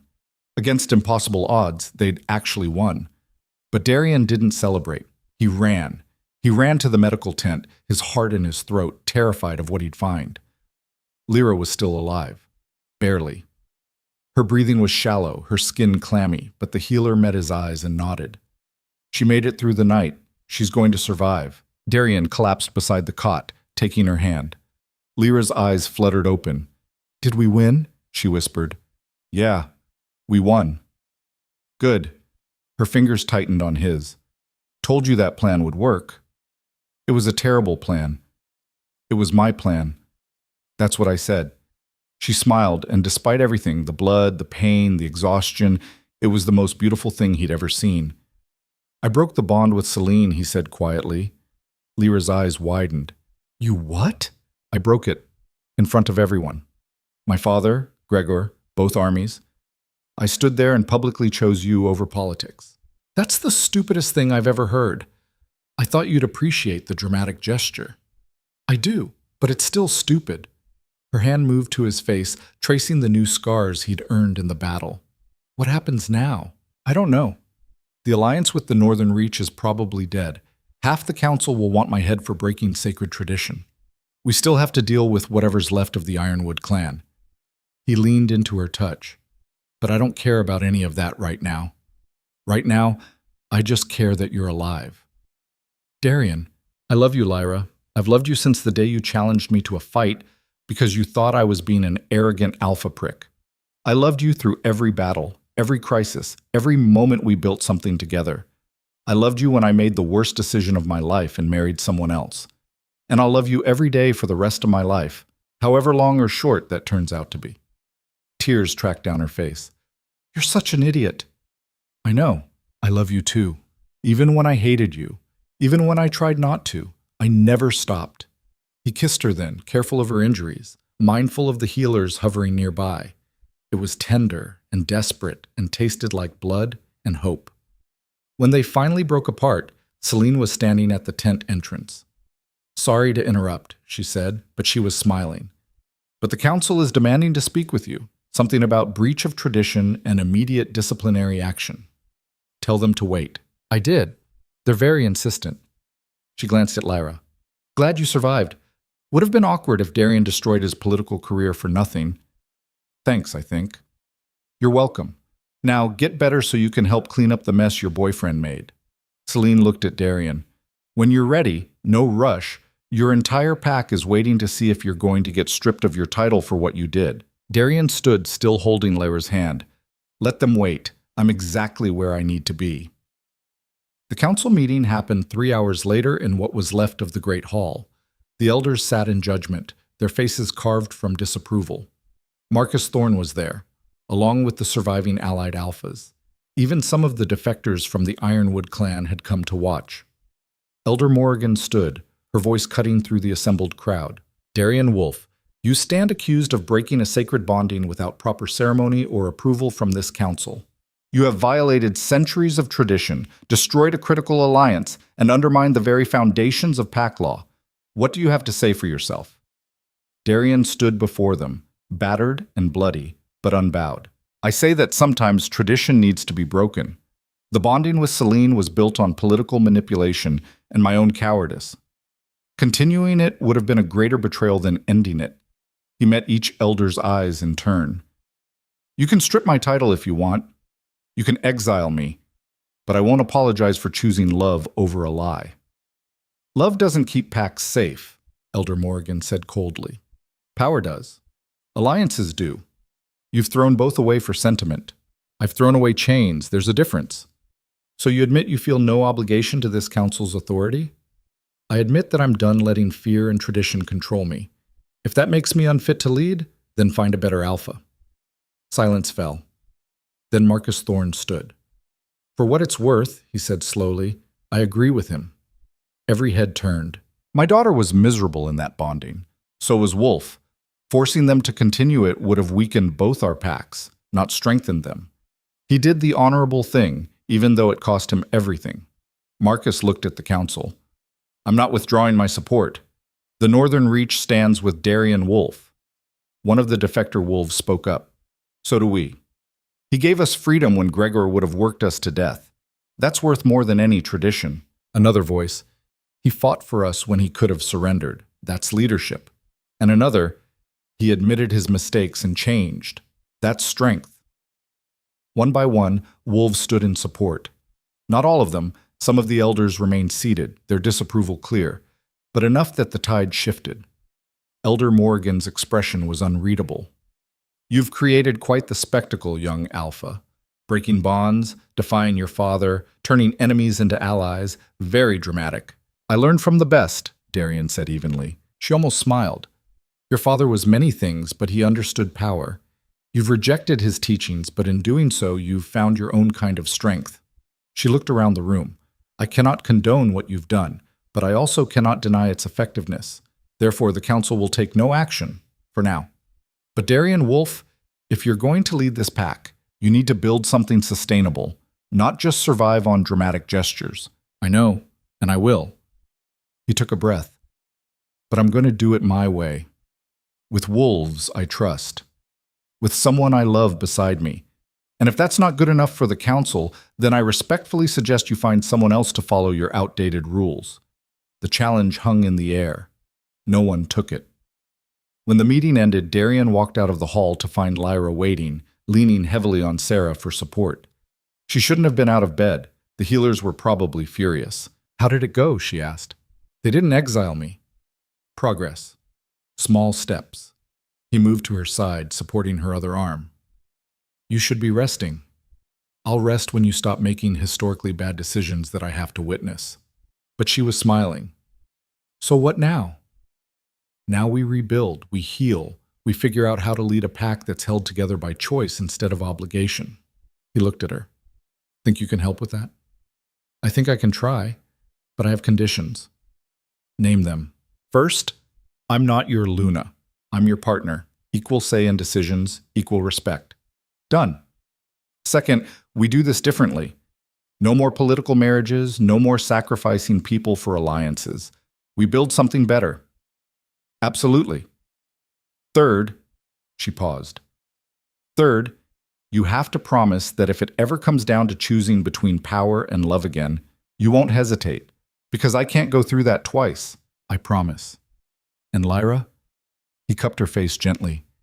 It'll never come to that again, because I've learned the only power worth having is the kind that doesn't make you choose. She kissed him, right there in front of everyone. And when they broke apart, the wolves around them were cheering. Later that night, as Darian walked the perimeter of their battered territory, Garrett fell into step beside him. Hell of a day, his beta observed. Hell of a year. You really think this new approach will work? Building a pack on choice instead of obligation? Honestly, I have no idea. But I'm tired of doing things the old way just because that's how they've always been done. He looked at the stars. My father spent his whole life trying to mold me into his image.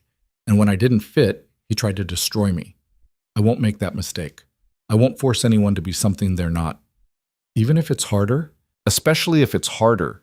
The easy path is what got us here. Broken bonds, secret betrayals, wars fought for pride instead of principle. If we're going to survive, we need to be better. Garrett was quiet for a moment. For what it's worth, I think you made the right call. All of them, even the ones that seemed insane at the time. Thanks. Though given your track record of supporting my terrible ideas, that's not entirely reassuring. They walked in comfortable silence, surveying the damage and planning the repairs. Tomorrow would bring new challenges. The Ironwood clan was still out there, wounded but not defeated. The council would continue questioning his authority. Other packs would test his new philosophy, looking for weakness. But tonight, Darian stood in his territory with his best friend beside him and the woman he loved recovering in the medical tent. He'd broken tradition, defied his father, and rebuilt himself from the pieces of every bad choice he'd ever made. And for the first time in longer than he could remember, he felt like he was exactly where he was supposed to be. In the distance, a wolf howled, the all-clear signal from the night patrol. Darian answered, his voice carrying across the packlands, strong and certain. He was Alpha. Not because tradition demanded it, not because his father's legacy required it, but because he'd chosen it, earned it, fought for it with everything he had. And that made all the difference. The howl faded into the night, and Darian stood listening to the silence that followed. It should have felt like peace. Instead, it felt like the breath before a storm. They'll come back, Garrett said quietly, as if reading his thoughts. Gregor won't let this stand. Your father won't either. I know.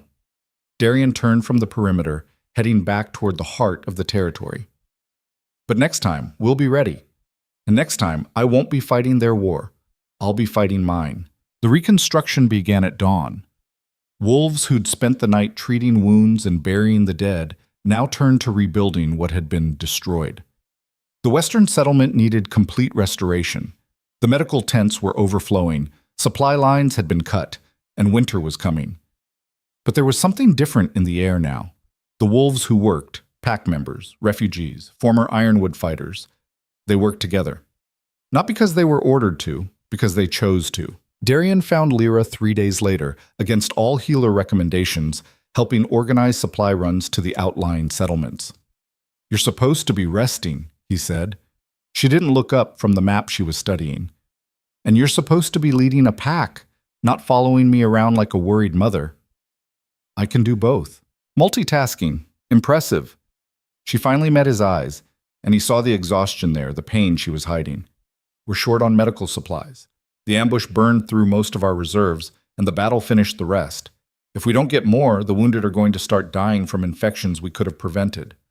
I'll send runners to the allied packs." "Already did. They're helping, but it's not enough. We need real supply lines, trade agreements, the kind of infrastructure that takes months to build." She pressed her hands against the table. "Your dramatic gesture broke the political marriage, but it also broke the easiest supply route we had. The Northern Reach was providing medical herbs we can't grow this far south. I'll talk to Marcus. He's willing to trade, but at a price. He's not running a charity." Lyra looked at him steadily. "Darian, you made the right choice. I'm not questioning that. But choices have consequences, and we need to deal with them." She was right. Of course she was right. "What do you suggest?" "I suggest you stop thinking like a warrior and start thinking like a leader. We need allies, but different ones. Not political marriages or forced bonds, real partnerships built on mutual benefit. The defectors from the Ironwood clan know territory we don't. The refugee wolves have skills and contacts across half the region. Use them. Build something new." You make it sound simple. It's not. It's going to be hard and messy, and we'll make mistakes. But it'll be ours. Not your father's legacy. Not the council's rules, ours. She reached across the table, taking his hand.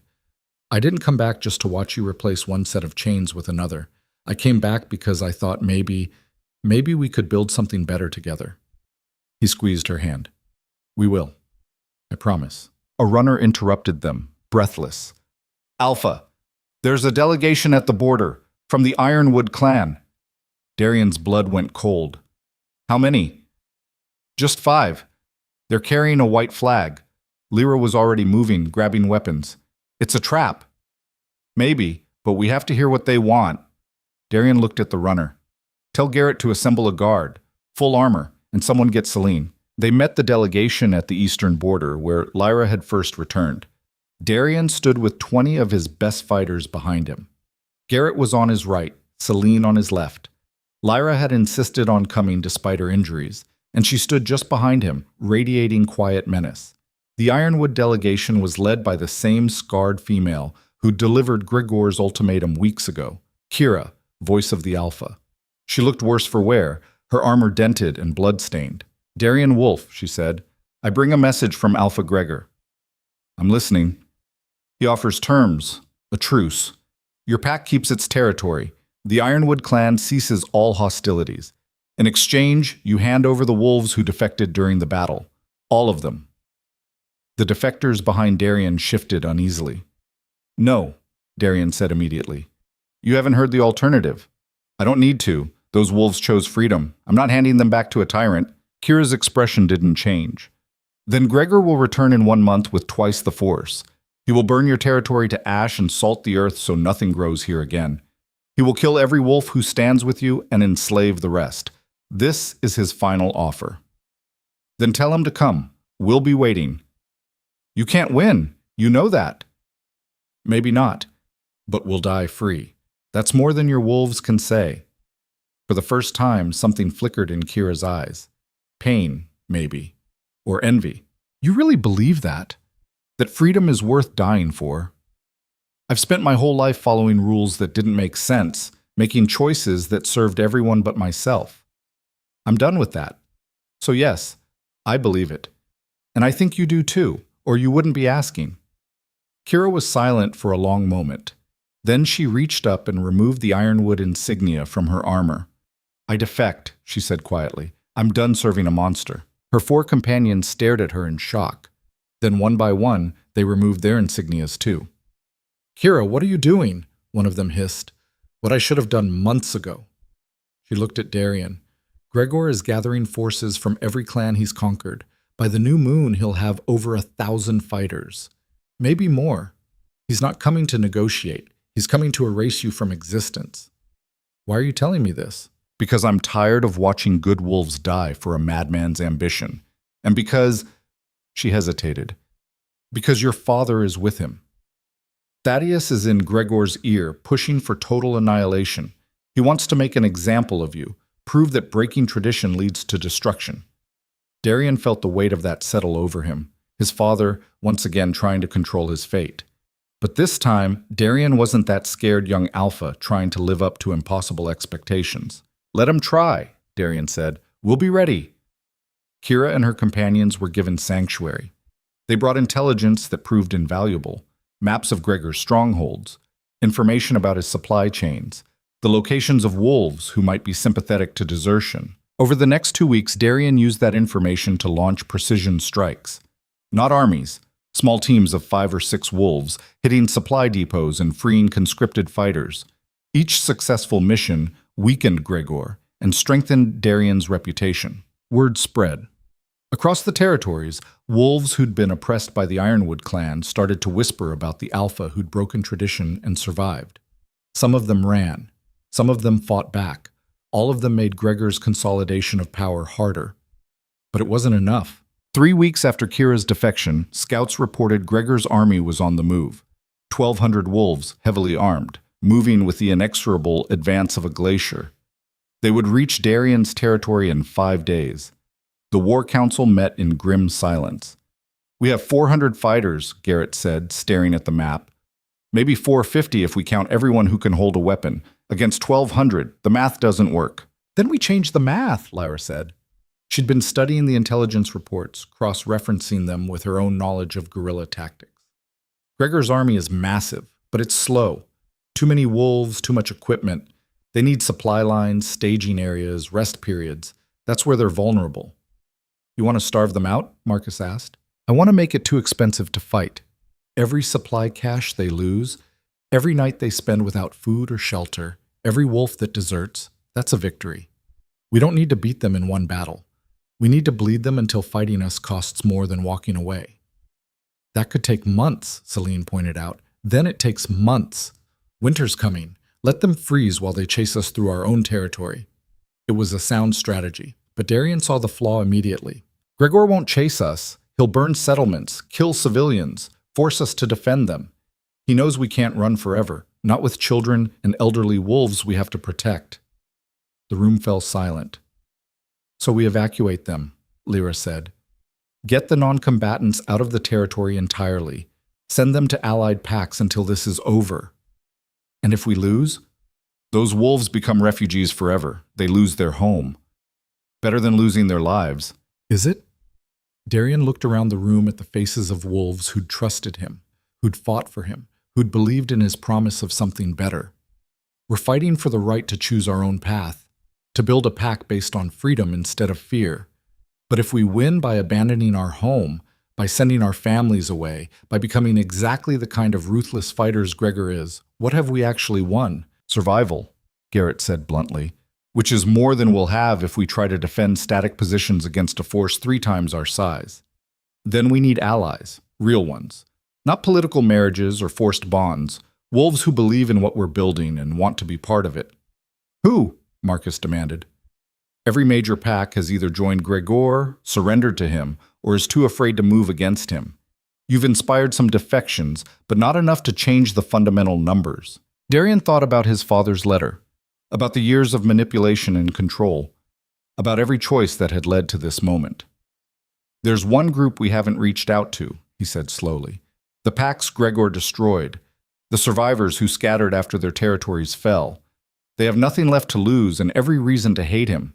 If we could find them, unite them. That's dozens of broken packs scattered across hundreds of miles, Celine interrupted. We don't have time to track them all down before Gregor arrives. No, but we have people who know where they are. Darian looked at the former Ironwood fighters gathered around the table. You served in Gregor's army. You saw the territories fall. You know where the survivors went. Kira nodded slowly. Some of them, yes. But they're broken, Darian. Shell-shocked. They watched everything they loved burn. Why would they fight again? Because I'm offering them something Gregor never did. A choice. Come fight with us or don't. But if they do, they fight as equals, not conscripts, not slaves, partners building something new. It's a long shot, Garrett warned. Everything we've done has been a long shot, but it's worked so far. Lyra met his eyes across the table. How long do we have? 4 days until Gregor's army arrives. Less if they force march. Then we split up. Send runners to every scattered pack within reach. Make the offer. See who answers. She looked at the assembled wolves. And those of us who stay prepare for the possibility that no one comes. Because if this fails, we're going to be facing 1,200 wolves with whatever we have. The runners went out that night. Darian sent his fastest wolves to the north, south, east, and west, carrying the same message to every broken pack they could find. We're fighting the Ironwood clan, not for territory or power, for freedom, for the right to choose our own path. If you're tired of running, if you want to stand against tyranny, come to the Wolfpack lands. Fight with us. Build with us. Or don't. The choice is yours. Then they waited. 3 days passed. Gregor's army drew closer. Scouts reported their advance, methodical, unstoppable, crushing everything in their path. And the runners started coming back, empty-handed. The first messenger returned from the Western Territories. They're scared. They've already lost everything once. They won't risk it again. The second returned from the south. They say you're brave but stupid. Fighting Gregor is suicide. The third from the east. They wished us luck, but they're not coming. Darian felt hope slipping through his fingers. He'd gambled everything on this strategy, and it was failing. On the morning of the 4th day, with Gregor's army less than 12 hours away, Lyra found him on the eastern ridge, staring out at the forest. No one's coming, he said quietly. Not yet. They're not going to, Lyra. We're alone. She stood beside him, her hand finding his. Then we fight alone. We've done it before. Not against these odds. So we make our stand anyway. We show Gregor and your father and everyone watching that some things are worth dying for. That freedom isn't a negotiation. It's a right. He looked at her. You've already almost died for this once. You could leave.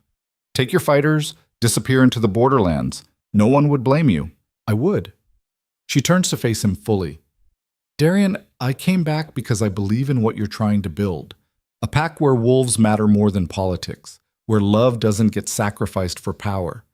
If we run now, we prove your father right, that breaking tradition leads to destruction. But if we stand, even if we lose, we prove that some things are worth fighting for. We're going to lose. Probably, but we're going to make them remember us.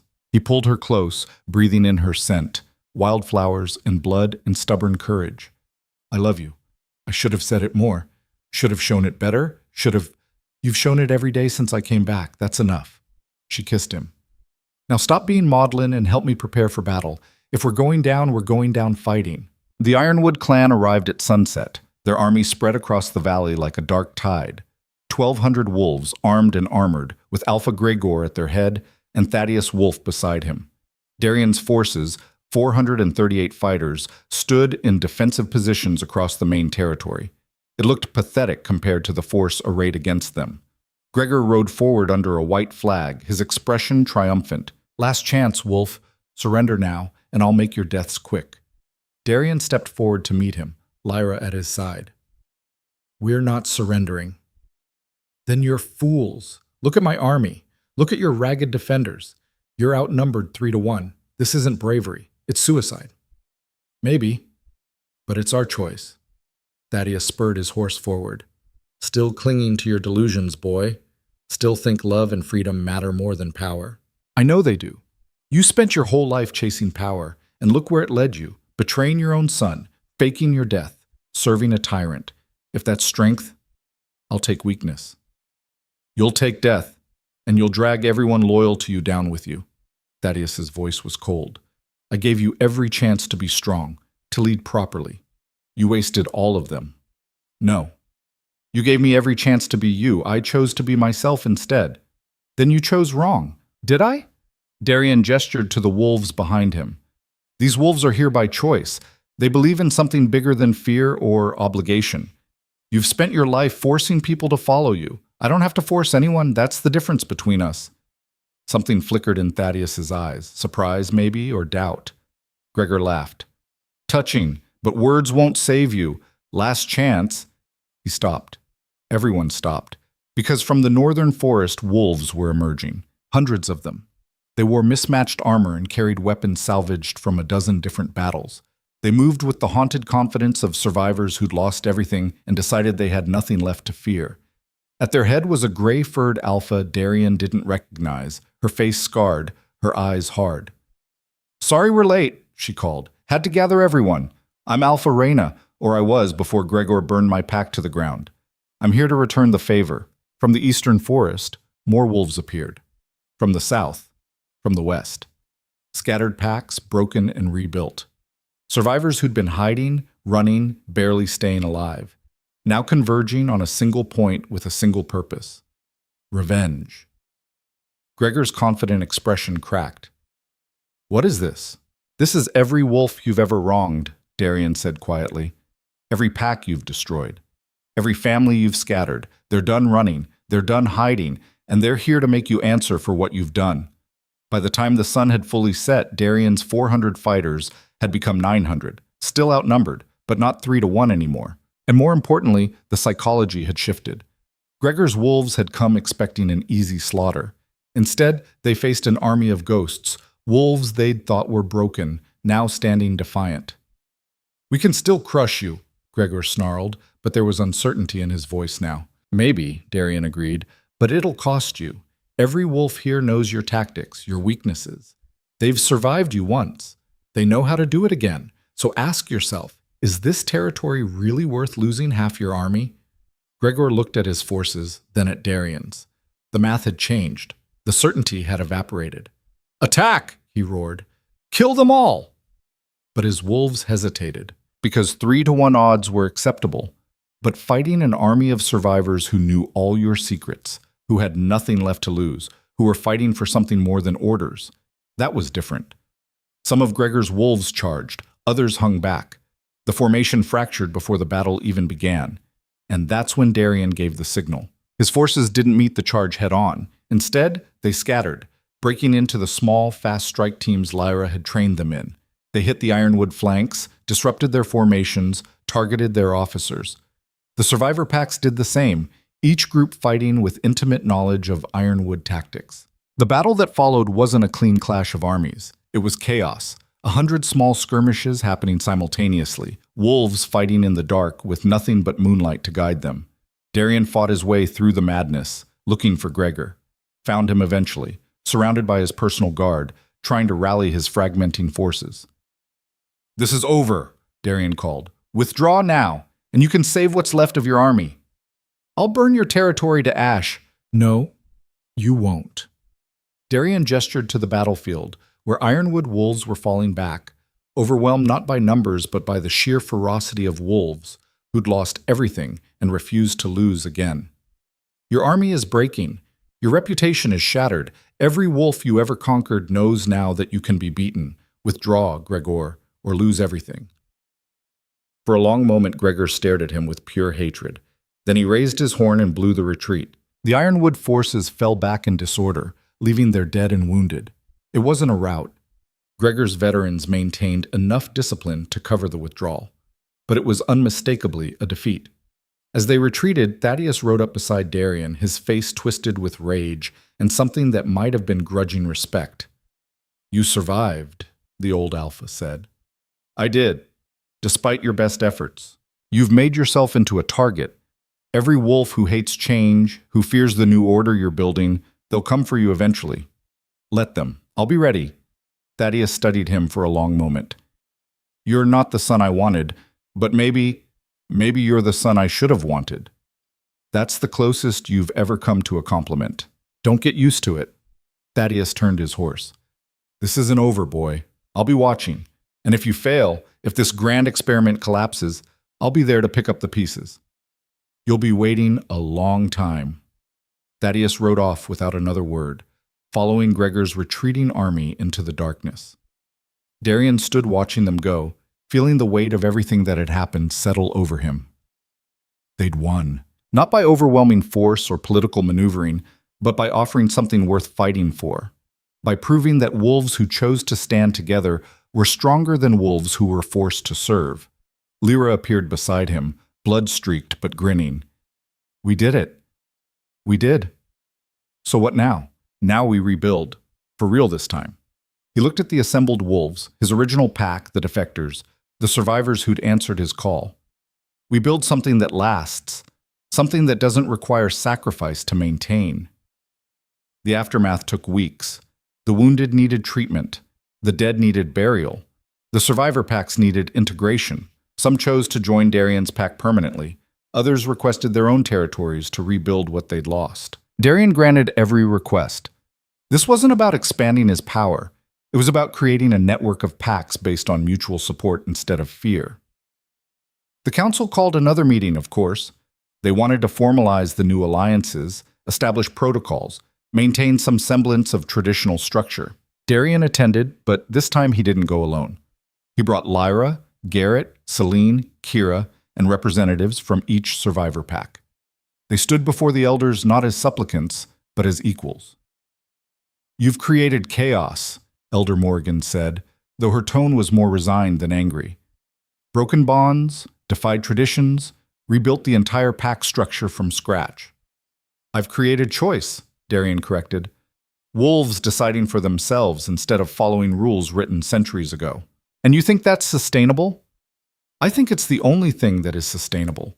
The old way, political marriages, forced alliances, sacrificing individuals for the collective, it was breaking down anyway. I just accelerated the process." "Or you destroyed something that could have been reformed gradually." "Maybe, but I'd rather build something new and imperfect than maintain something old and rotten." Elder Morgan looked at the assembled wolves, so many of them young, scarred, carrying the weight of battles that shouldn't have been theirs to fight. "What you're proposing isn't just a new pack structure. It's a complete upheaval of how we govern ourselves." "Yes," Darian agreed, "it is. And if it fails, then we'll try something else, but at least we'll fail trying to build something better, not clinging to something that was already broken." The elders deliberated for hours. Some were vehemently opposed. Others saw the writing on the wall, that the old system was dying whether they acknowledged it or not. In the end, they made their decision. The council would remain as an advisory body, but their power to mandate personal choices, who bonded with whom, which alliances were acceptable, would be dissolved. Packs would govern themselves, make their own alliances, and answer only to those they chose to follow. It wasn't everything Darian wanted, but it was a start. The formal ceremony happened on the first day of winter. The entire pack gathered in the rebuilt Great Hall, now expanded to accommodate the hundreds of new wolves who joined. The survivor pack sent representatives. Even Marcus Thorne attended, bringing Celine with him. The former Luna had declined to return to the Northern Reach, choosing instead to stay and help build the new order. She and Lyra had developed a grudging friendship based on mutual respect and a shared willingness to tell Darian when he was being an idiot. Elder Morgan stood before the assembled crowd, her expression inscrutable. "We are here to witness the formal recognition of Alpha Darian Wolf and his chosen partner, Lyra Hale. This is not a traditional bonding. They have declined the ceremonial marks, the political alliances, the structure that has governed pack leadership for generations. Instead, they stand before you as equals, choosing each other freely, with no obligation beyond love and mutual respect." She paused, looking at Darian and Lyra. "This is unprecedented, dangerous even, but it is also perhaps necessary. The world is changing. We can change with it, or be left behind." Darian took Lyra's hand. She squeezed back, and he felt the rightness of it settle into his bones. "I choose you," he said quietly, the words meant for her alone but carrying through the silent hall. "Not because tradition demands it, not because politics require it, but because you make me want to be better than I am, because you fought for me even when I didn't deserve it, because I love you more than power, more than legacy, more than anything else in this world." Lyra's eyes shone with tears. "I choose you too, even though you're stubborn and dramatic and have terrible tactical instincts." Hey, I choose you anyway because you proved that love isn't weakness, because you burned down everything you thought you had to be and built something better, because you're mine and I'm yours, and nothing, not tradition, not war, not your terrible father, is ever going to change that. They kissed, and the hall erupted in cheers. It wasn't the formal ceremonial bonding of tradition. There were no marks, no magical oaths, no political weight. It was just two wolves choosing each other, and somehow that meant everything. Later, after the celebration had died down and the wolves had dispersed to their homes, Darian and Lyra stood on the eastern ridge, looking out over the territory they'd fought so hard to defend. "Think it'll work?" Lyra asked. "Everything we're building?" "Honestly, I have no idea. We're making this up as we go." "That's comforting. It's also honest." He pulled her close. "But I know this. Whatever happens, we're facing it together. No more sacrificing each other for the greater good. No more choosing duty over love. Just two idiots trying to change the world." "Exactly." They stood in silence for a while, watching the stars emerge. "Your father will come back," Lyra said eventually. "Gregor too. They won't let this stand." "I know. But next time we'll be ready. And the time after that. And the time after that. Because we're not fighting for territory or power anymore. We're fighting for the right to choose our own path. And that's worth every battle we have to face." Lyra rested her head against his shoulder. "I love you, you know that?" "I do. And I love you. Every stubborn, fierce, beautiful part of you. Even the parts that tell you when you're wrong, especially those parts." She laughed, and it was the most perfect sound he'd ever heard. Far to the south, in the Ironwood stronghold, Gregor and Thaddeus were already planning their return. They would come with larger armies, better strategies, more ruthless tactics. But in the Wolfpack lands, something was growing that couldn't be destroyed by force alone. A community built on choice instead of obligation. Wolves who stood together because they wanted to, not because they had to. And at its center stood an alpha who'd learned that the greatest strength wasn't in following tradition, but in having the courage to break it when it no longer served the people he loved. Darian Wolf had been forged in fire, by betrayal, by war, by impossible choices that had nearly destroyed him. But he'd emerged stronger, not because he'd won every battle, but because he'd learned which battles mattered. Power versus love. Duty versus choice. Legacy versus truth. He'd chosen love. He'd chosen truth. He'd chosen the woman standing beside him over every political advantage he could have claimed. And in doing so, he'd built something that would outlast any empire. A pack where wolves were free, where love wasn't sacrificed for power, where the future was written by those brave enough to choose it. Lyra turned in his arms, kissing him softly. "Come on, Alpha, we have a lot of work to do tomorrow." "Can it wait?" "Probably. But you're the one who wanted to change the world." "I changed my mind. I just want to be here with you." "You can have both, you know. That's the point of everything we've built." She was right. Of course she was right. So Darian Wolf, alpha of a pack rebuilt on love and choice, walked home with the woman he'd chosen above all else. They had battles ahead, challenges that would test everything they'd created. But tonight, they had each other. And that was enough, more than enough. It was everything.